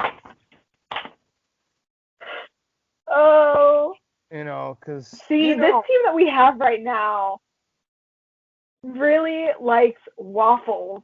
So much so that my mom got a double waffle maker so she could make waffles while they were here faster. man, oh, honestly, one of the things that I regretted, because I actually got in trouble for this. I got in trouble for saying I wanted waffles. I got in trouble because it's like, oh, we're not supposed to do that. I'm like, like they're emphasizing asking us what we want. Excuse me for like, I want pancakes. Sorry. But Right. well, yeah. So they really, Okay. like, if they, just kind of low key about it. And I was like, fine. But one of the things I regretted that honestly I just should have been like, you know what? Whatever. I don't care. let them, like, one thing I think, honestly, my first team really didn't understand was allowing the host families to really host and serve us. And I didn't really understand that until my second year. I'll kind of briefly go over this, but I regret not asking your mom to make blueberry pancakes.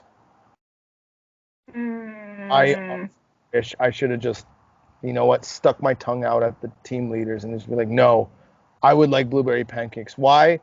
My mom on my birthday would either make me blueberry French toast or my, no, not my mom. My mom could take after, but my grandmother on my birthday would make me blueberry pancakes or blueberry French toast. And they were my absolute favorite. So one of the times I really wanted to ask, and they told me no. Just no, that's too much work. I was like, it really, really honestly hurt me. It really was like, you don't understand. I like basically the kind of sum it up is I used to kind of live with my grandma when I was growing up because my mom worked and my dad had gotten in this horrible accident to the point where he needed someone to be there, and obviously I needed to be cared for, but my mom needed to care for him. So I'd basically be with my grandma all day, and on my birthday she would make blueberry pancakes for me. And so I wanted to ask so bad, like, excuse me, Pam, can you make me blueberry? Because obviously I wasn't there for my birthday, but it was really close last time we stayed there, and I was like, could I actually have blueberry pancakes? You know, it's one of the things I regret to this day, where I'm like, I should have just done it. I don't care if I would have been yelled at. I should have just done it. But here's why. Hey, when you come back through next time, we'll make you blueberry pancakes. Go ahead. Exactly. Sorry. Well, actually, here's a fun thing. I'm actually coming to Ohio in August. I have a wedding up there of a teammate of mine. So I will be there. I will be there. Yeah. Yeah, I will be there. So I'll have to. Hey, text us. Let us know details. Exactly. And also we might go to Cedar Point. So if you're interested. Fun. Yeah, if you're interested. Fun. Yep. So here's what I'm getting at of why I really do regret why I shouldn't say that. There was a family that we stayed at for my second year, me and a good friend of mine. He lives in Dallas. Basically, this woman, she was the kindest woman. She was married. Her husband was a doctor and all this stuff. And she was really emphasizing, like, can I do you all's laundry? And it's like, I didn't have that much laundry to do. So I'm like, no, I'm okay. And me and Joseph were like, oh, okay.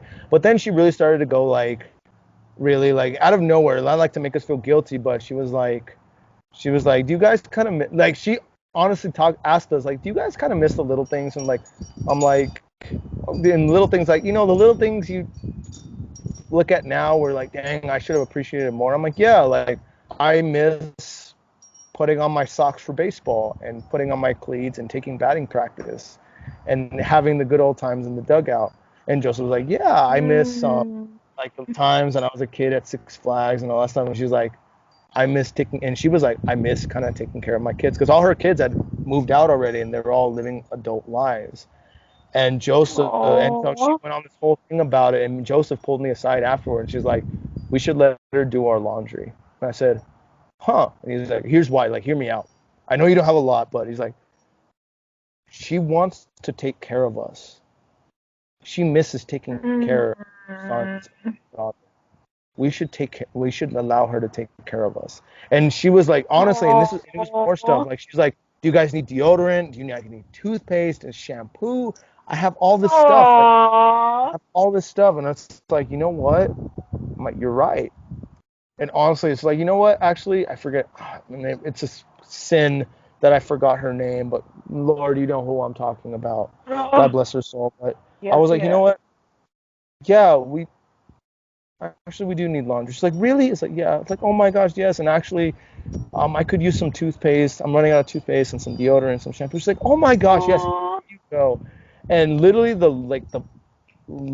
lit her face so much where it was like, that was a good thing, to the point of now of the rest of the year, when someone was like, "Oh, we shouldn't really ask," I was like, "No, they want to take care of us. Let them take care of us." Yes, we would There like. you go.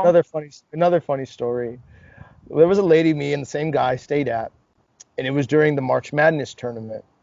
During the March Madness tournament, Oh, and we were like kind of like obsessed with it a little bit, watching the games. And so she's like, "I got a surprise for you guys when you guys get back from retreat." She bought us a 24 pack of Miller Lite, and we were only sitting there for whoa. 3 days. So it's like, oh, 24 pack. And she's like, "I want that gone by the end of 3 days." And of course, we were like, okay. So the first night, we only have like maybe one. We have one, but then the second night, and it was the day of all the games. And she's like, I didn't make myself clear. I want that gone by the end of tomorrow, because I'm not going to do anything with it. And we're like, and then Joseph was like, well, they do teach us in host families we should honor them by doing what they ask. And I said, That is true. all right. So yeah, we we drank a 22 pack in Oh my gosh. in 2 days, and it was like, Yikes. whoa. Which, first Oh, off, she yikes.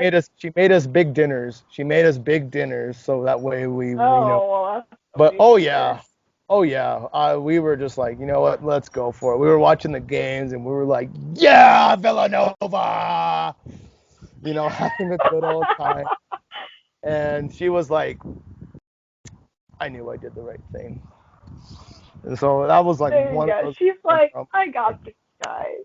and yeah, so it was so great. But that's one of the things that I really want you to have. Not to saying don't drink a 24 pack of beer, you Oh, know, but yeah. have those like moments where not only you make somebody else's day, whether it's a youth or a host, because obviously you know what it's like to host, and the fact that you can give that to someone else, but also make those memories with your teammates, have those stories that you can share, and really say like, yeah, no, it wasn't Ned, it wasn't this or that, it was all of us, and it was God together, really going through the trenches, Mhm. pulling us out when one of us falls. And that's the beautiness I really emphasize about N.E.T, is when 11 or 12 or 10 individuals can just be like, you know what, we need to take care of ourselves, and really it's only us. We have to be here for each other, and we have to, granted, even though some of us might be different, we have to really um, just go through this thing together. And I think when everyone is on like that same page, like, okay, I get it, that's when it becomes special. Yes, that is great advice. Yeah, and that's something, honestly, I really like the goal I want for all netters, and really, like, especially those coming out of high school. But since you're more mature, you'll understand more. But I want people to really go at their net year and be like, oh, like, it was special, and just Oh yeah. all they Oh have yeah. to say, like, and that's honestly when people ask me like, how was your second year? Because I did a second year just to redeem the first year, and it was just like, all I can say was like, it was special, like it was special, like that. Good. It's like there's no if and or way about it. It's just like, that's what I say. I'm like, it was a special, it was a spectacle. It was such a thing, Good. and that's what I want everyone there to really like understand. Like, look, I get it. N.E.T has their rules, N.E.T has their reasons, and their mission goal. But at the end of the day, the only thing you're really going to remember are those memories with your teammates and maybe some of the host families. The retreats are all going to be a blur one day. Really, the only Oh thing yeah. is you and your teammates. Oh yeah. Oh yeah. Absolutely. But excuse me, like, Catherine, thank you so much for doing this. I really, really do appreciate it. We got a lot done. We're 2 hours and 10 minutes. Yes, we did. A whole lot done. And for sure, definitely. Obviously, you'll be on the road soon, and hopefully, I'd like to get you on. I'd like to get you on before you leave, just to kind of be like, all right, where are you at? How are you feeling? Kind of thing, and seeing how All you feel. right, let's Yeah, do it. let's do Let's it. do But it.